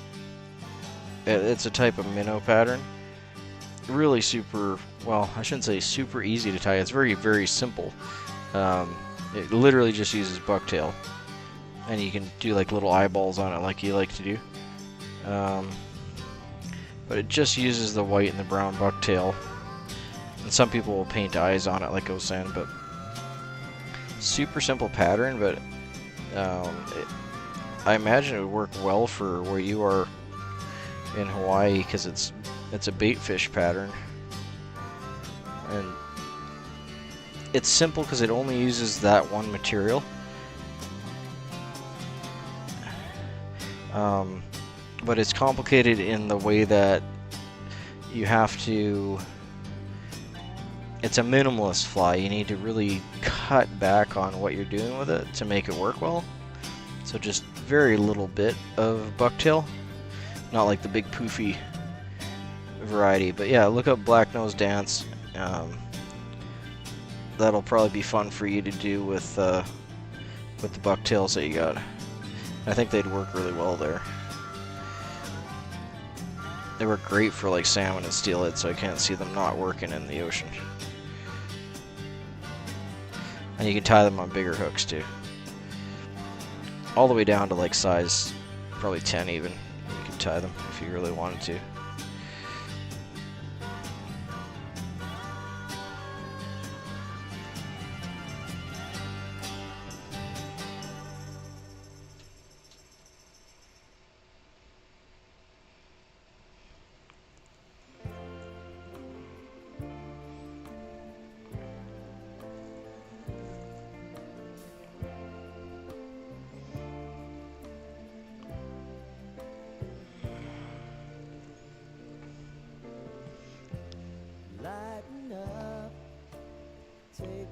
I wonder if I have a... I might actually have a picture one here.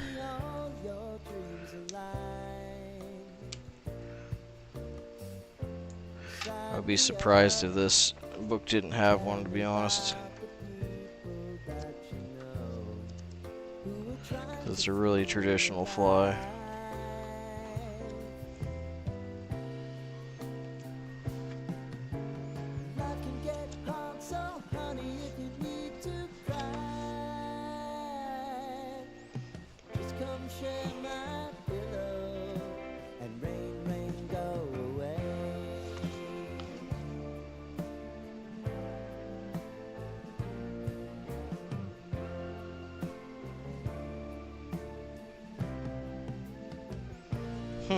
No, I guess it doesn't. Sorry about that.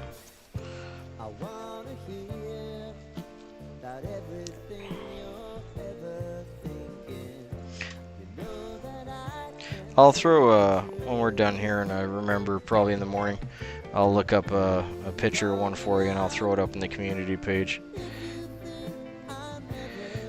Because I think that'd be a fun tie for you. It's simple, but it's also one of those things that you can play with to get it just right.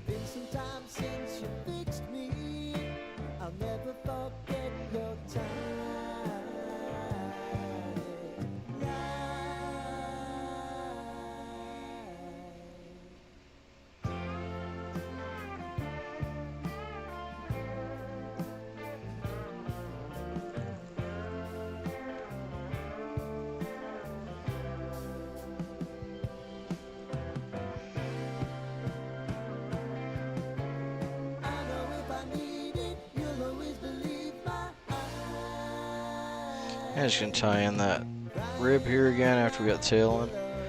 And this is the kind of root beer brown floss.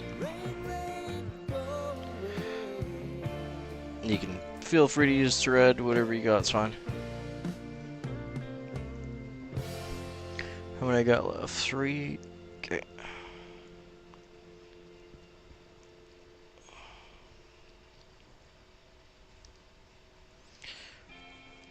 Wow, that bobbin was twisted up. There we go.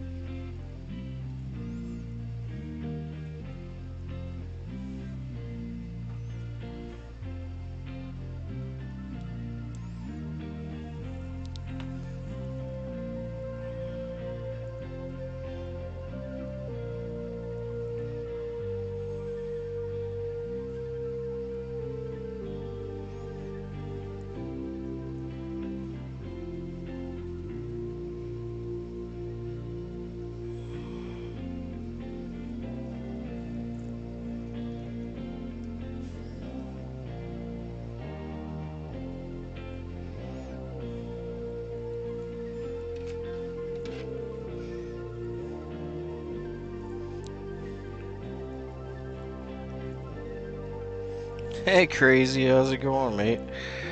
You're up early or late, whichever it is.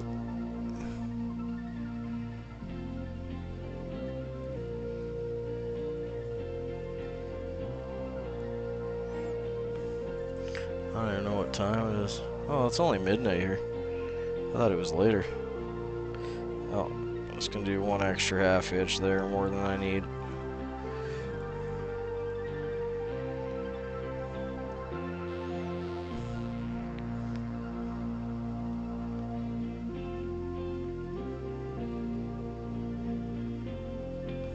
Yeah, aloha, David. It's always a pleasure to have you in, man. Anytime, drop in.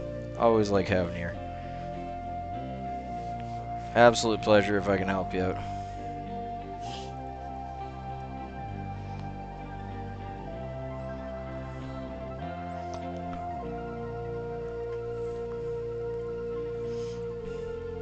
Yeah, glad you're liking that. Glad you're liking that bobbin and that thread there. Crazy. I'm gonna have to try some of that. I've only heard good things about it, so there's no point in not. Maybe not so much on the bobbin end of things because they're just not my style, but that's just personal preference. But the thread looks good, and I like a natural. I like a 72 denier thread. Not that it's natural, but the traditional, I guess, would be the proper term for it. And it's hard to find 72 denier GSP that's, I don't want to say properly dyed, but like dyed. Because the dye itself typically is on the outside of the thread and not in the actual thread fibers like Brian got done there. So he put the work in and got it proper.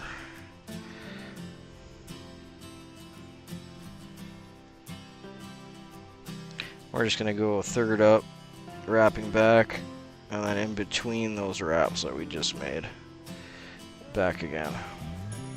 And that'll give us just a little bit of a bulbous taper for the thorax there.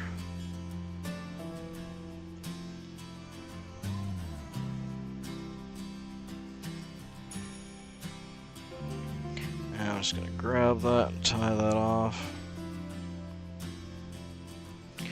And I think I got enough in this.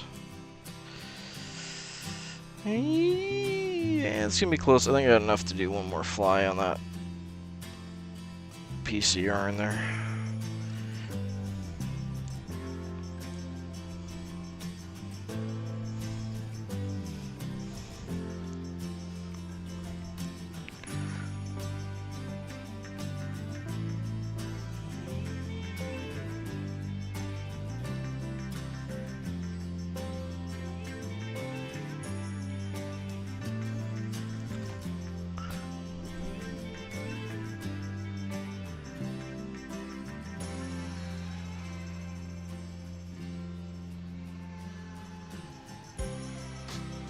Oh, sorry to hear you can't sleep, man. Yeah, I know, hot room sucks. We're lucky we don't get too hot up here. It's been abnormally cold, actually. We were only like 8 degrees the other morning. I think we got up to like 20 today, maybe 22, somewhere in there. But yeah, 8 degrees from freezing. That's Canadian temperature. for July. So I'm having the opposite problem, where it's cold and I'm almost worried about fruit trees and stuff. But the hot sucks, like especially trying to sleep in the hot. There's nothing fun about that. 1 second here, I'm gonna half hitch this before I get the rib in there.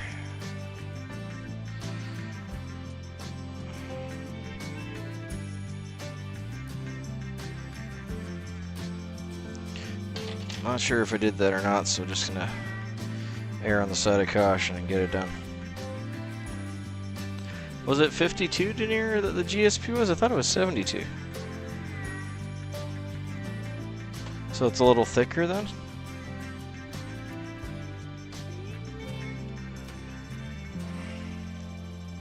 Or no, 52 would be thinner. Right? What are we doing here?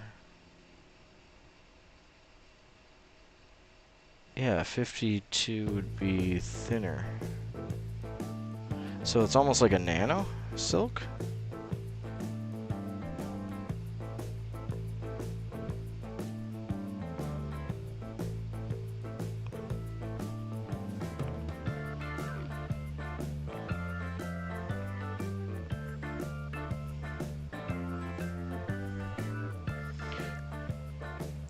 That makes me even more interested in it if that's the case. Because that would be super useful for perdigarns and stuff.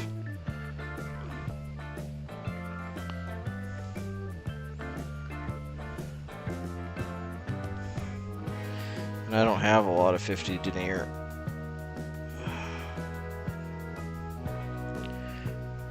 Not on purpose, but...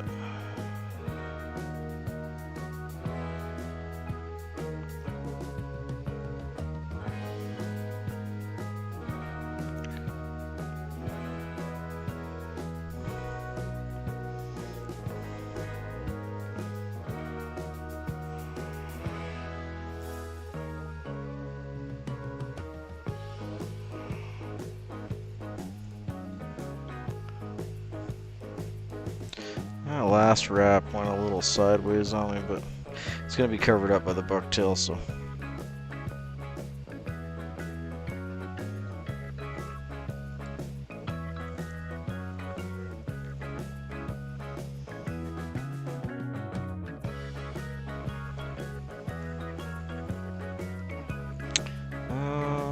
Yeah, bucktail, that's what we're doing next. Sorry guys, mine went blank there for a second.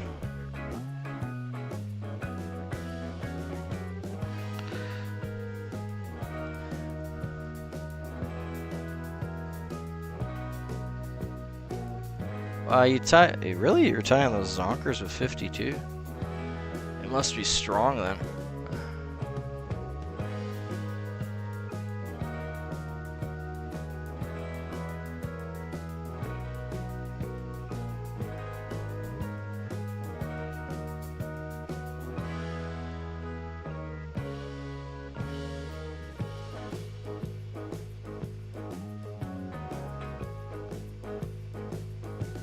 Yeah, I only have maybe, I don't know, 2 or 3 spools of Vivas thread that I picked up in odd batches.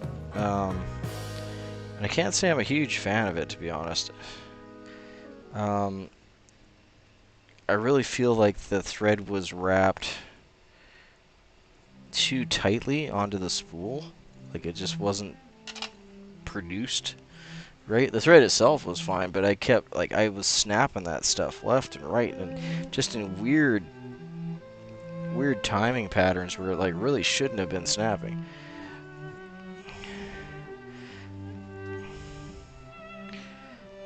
And yeah, like, you know, I will admit it's not a thread I normally tie with, and I don't have a lot of experience with it, so it could have totally been me cranking on it too hard or twisting it up too much or whatever, but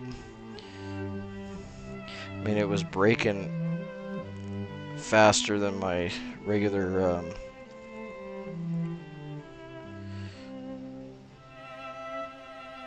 6/0 thread, so, or 8/0.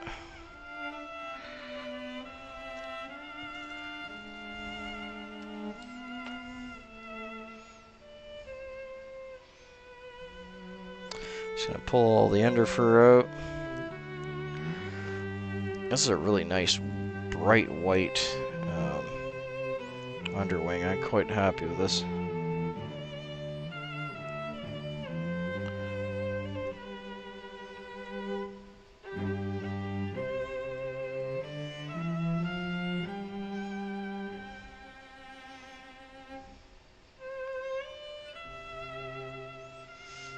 Okay, and I got quite a bit of fiber under there, so I'm going to stack this one.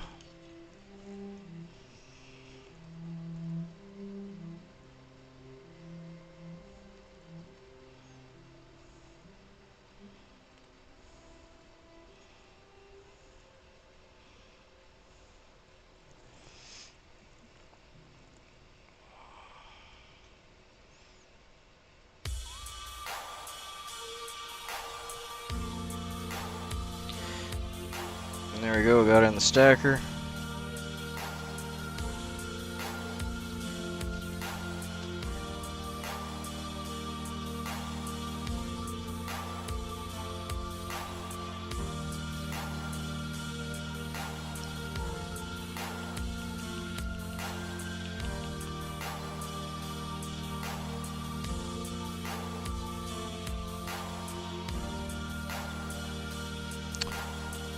Much better.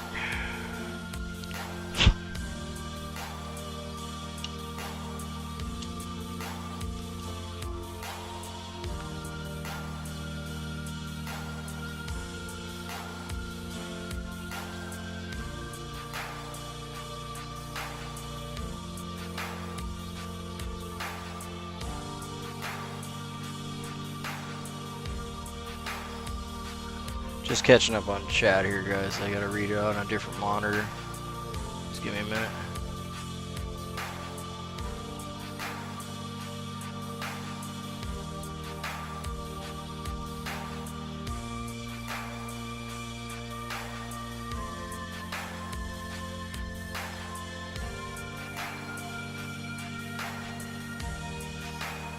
Yeah, I'd be interested. I thought I heard Brian say that he had that Vivus was the one that was making his GSP. I could be wrong, but my brains seems to recall that.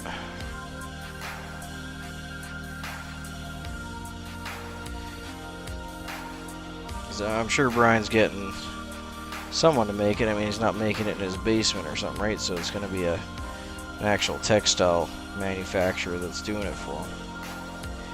There's only so many of those in the world, especially that makes GSP.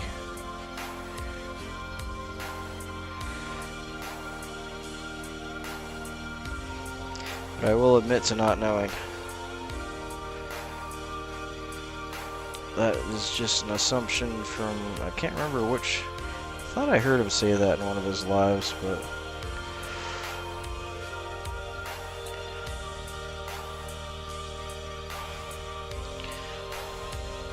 and it doesn't mean that, like Crazy was saying earlier, how much trouble he was having with the Vivus stuff, and if Brian can tell, if Vivus is making Brian stuff, if Brian can tell him, you know, the proper specifications for it, or at least what he wants for it, then that would make sense why it's working so much better.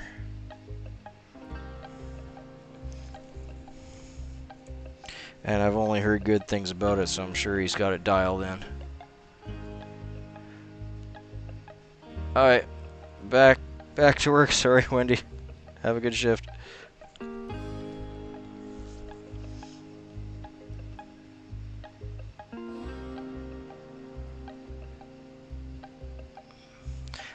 It's kind of a streamer. It's called a sandfly buck, so it's basically a sandfly pattern tied in like a bucktail style. So it's got a bucktail over an underwing. Not sure if you saw me tie them the other day, but I'm trying to fill this cork up, so here's some finished ones. Get it in frame there. So it's got a bucktail tail and a bucktail overwing and underwing, and then just hackle. Pretty simple. It's an old pattern from like 47, I think I've said. 1947.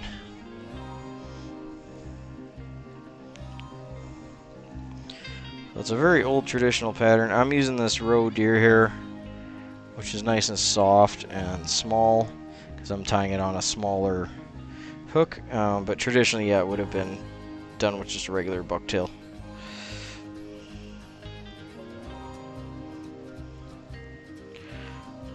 Now, the last one I did, I had a little trouble getting this long enough, so I'm going to try and get it right down to the hide. The little patch I'm working on here just seems like the hair's just got a little, not thinner, but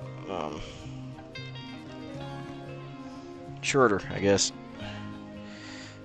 So I'll see if that fixes the problem. I get all that under fur out.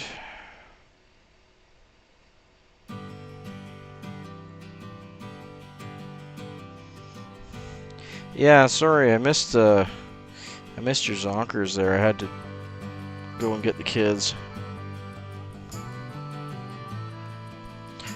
But I can't recall if you record your lives. Hey, there's a realistic, most realistic fly I could tie for you guys.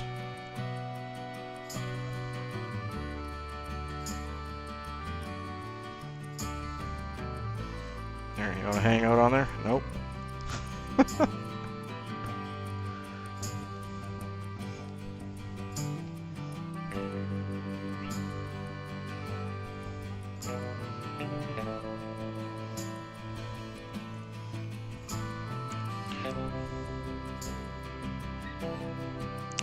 Fortunately, they really like all my filming lights that I have on.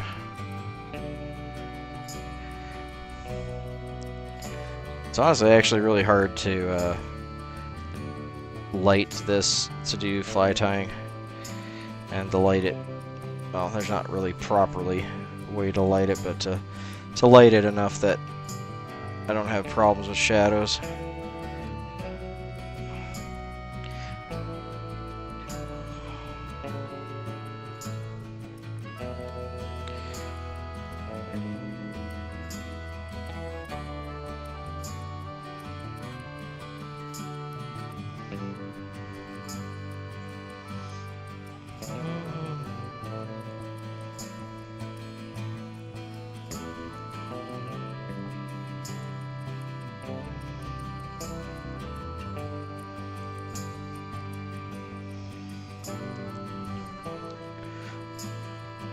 There we go. Yeah, I like that. That turned out okay. That's what I like to see. I like seeing that white underwing, because that's what the fish are going to key in off of, is that white spent underwing.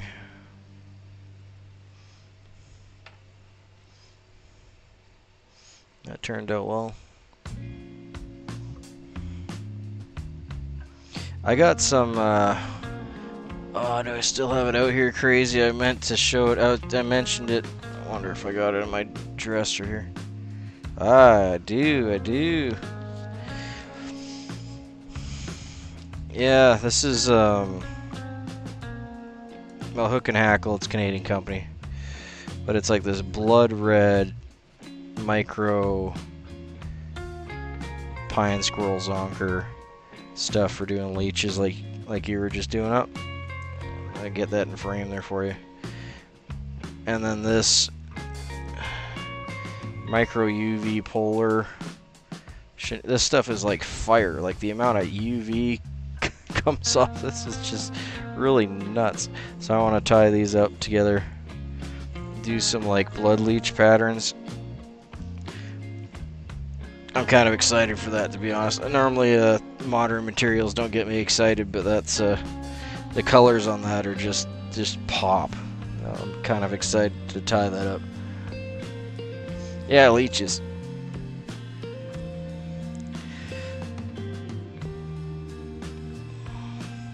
Yeah, one of our local tires was doing that up, and I watched one of his lives, and it was like, oh, that is so cool. So I had to go get me some.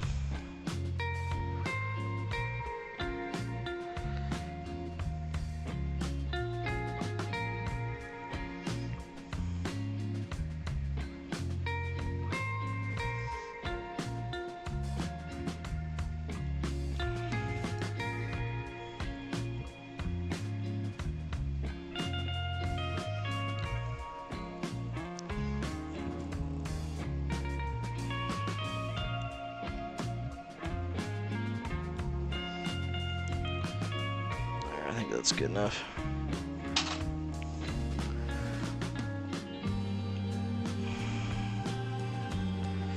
Yeah, it's a fun little pattern.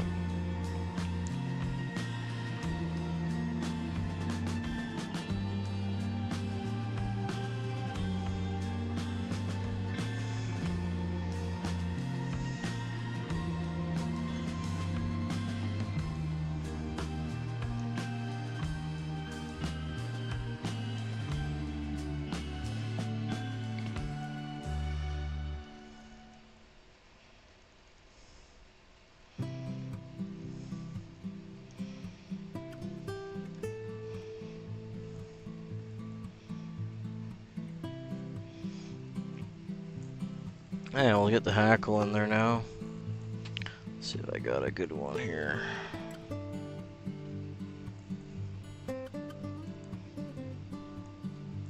That's one thing I haven't tied a lot of is leeches. I need to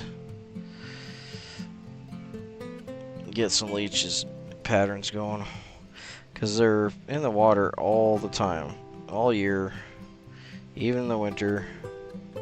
Fish are always feeding on them.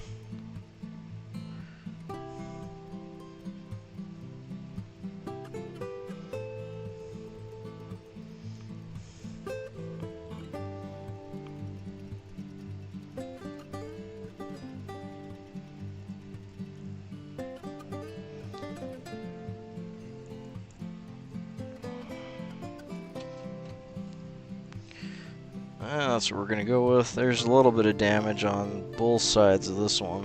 You can probably see there, but I think it'll wrap fine. So we're just gonna send it.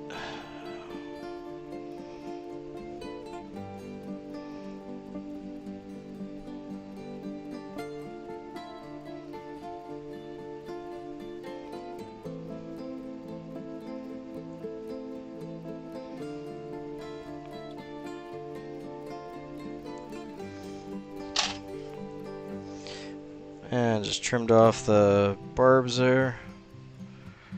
Give us a good tying point.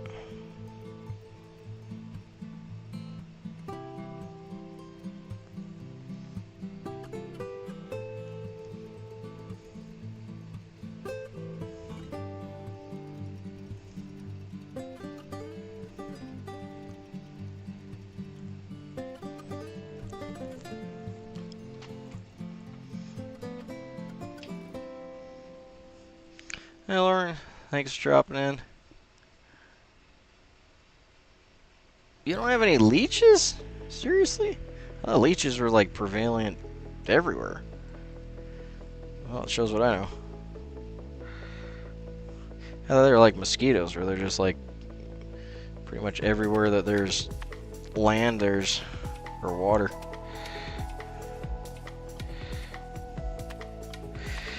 Well, unfortunately, we have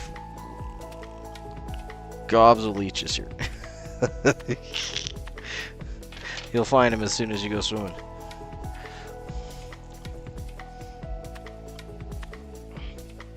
The fish love eating though. Just love it. Okay, so bent that up 90 degrees.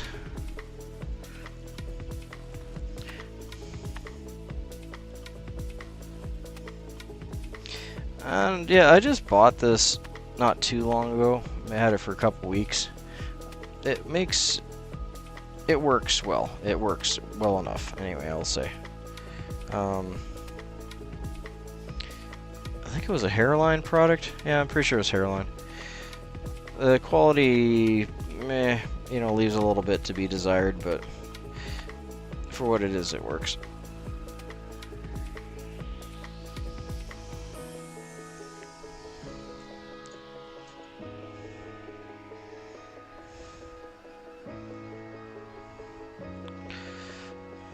Actually, I'm gonna go this direction.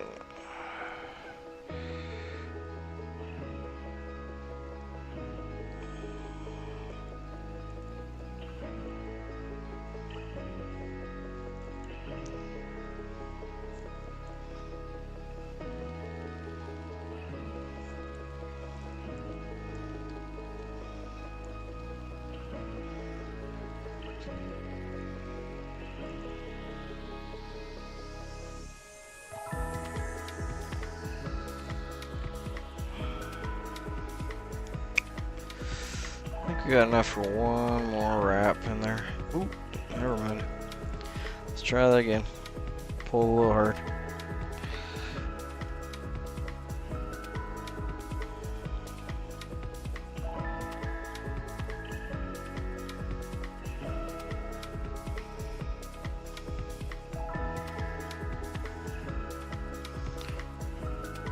That caught me off guard, to be honest. I wasn't expecting that.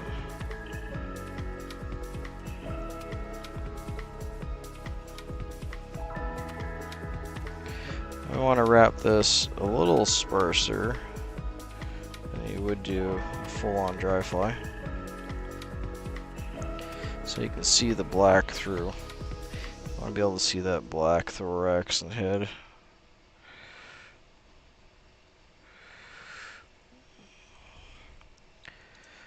There we be.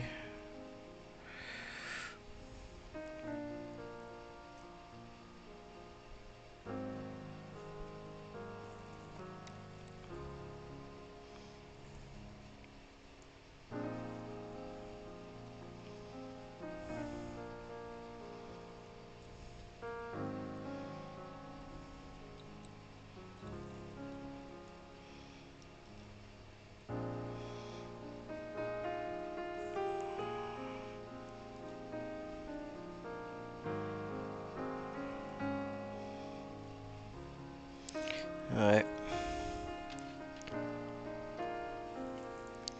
I got a little bit of a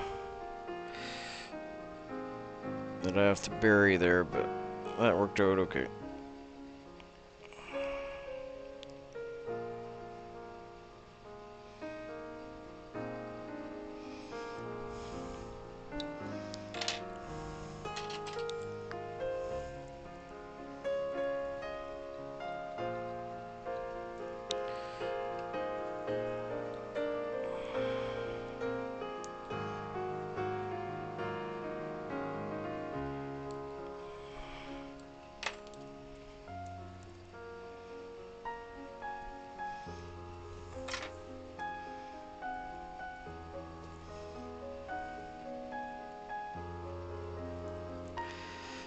I mean, I guess that's a blessing not have leeches in the area. It's a little bit like not having mosquitoes. It's probably a good thing.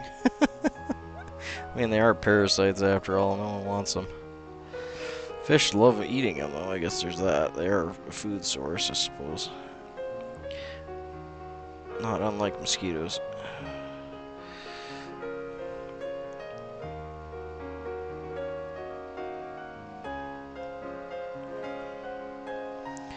Okay.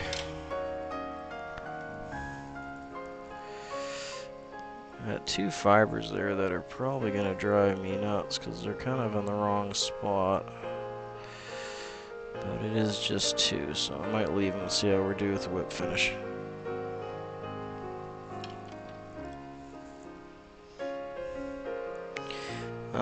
Don't normally whip finish upside down, but I'm going to give it a shot. I want to bury that one spot there and I can see it better on this side.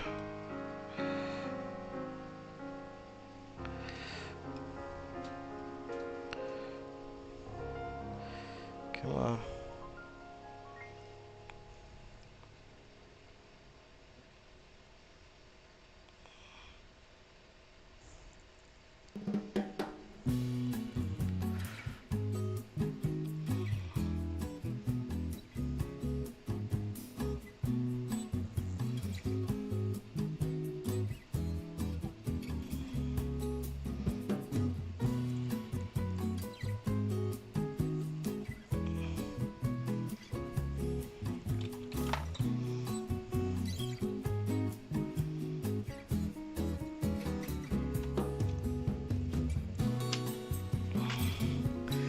I didn't 100% bury it, so I'm just gonna touch it with Sharpie.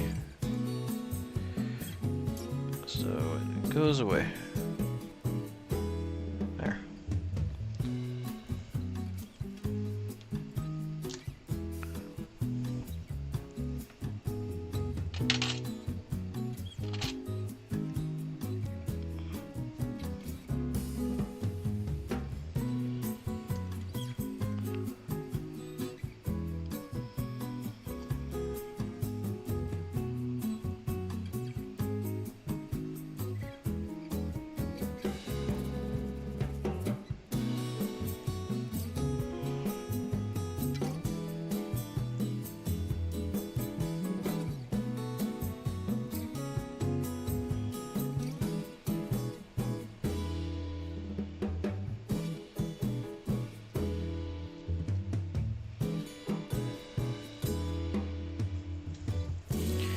These flies are supposed to have a large black bulbous head on there, but that's a little larger than my other ones.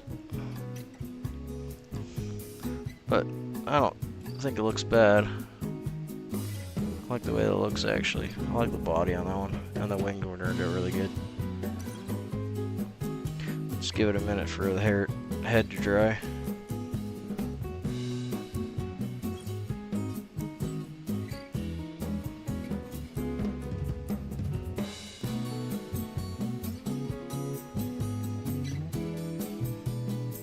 I think it's my last one if you're still around crazy. I'm gonna call it a night. It's getting late. Where we at? 1 a.m.? Yeah. Time for some sleepy sleep. Finish my tea here.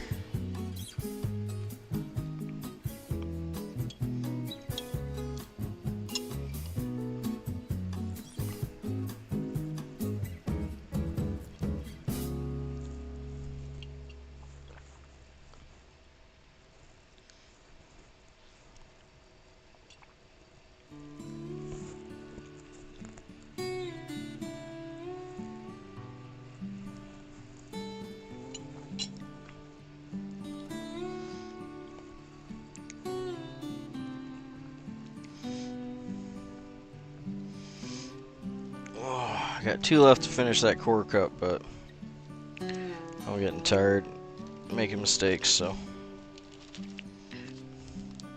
finish those 2 up in the morning with some fresh tea.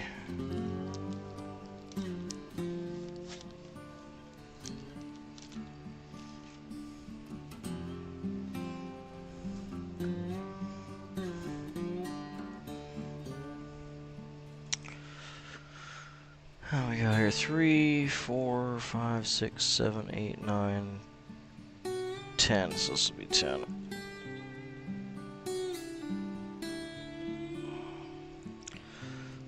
There's 10 there.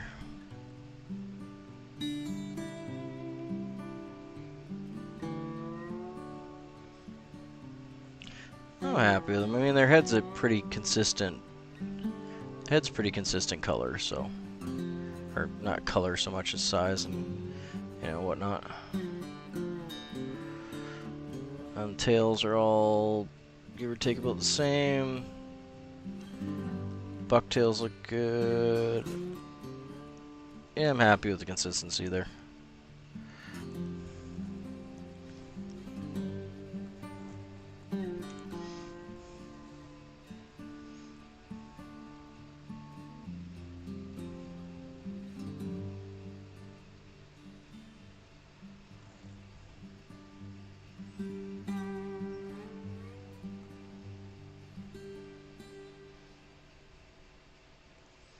Well, there you go, the Sandfly Black. Thanks for hanging out, everyone. You guys have a good night. Be safe.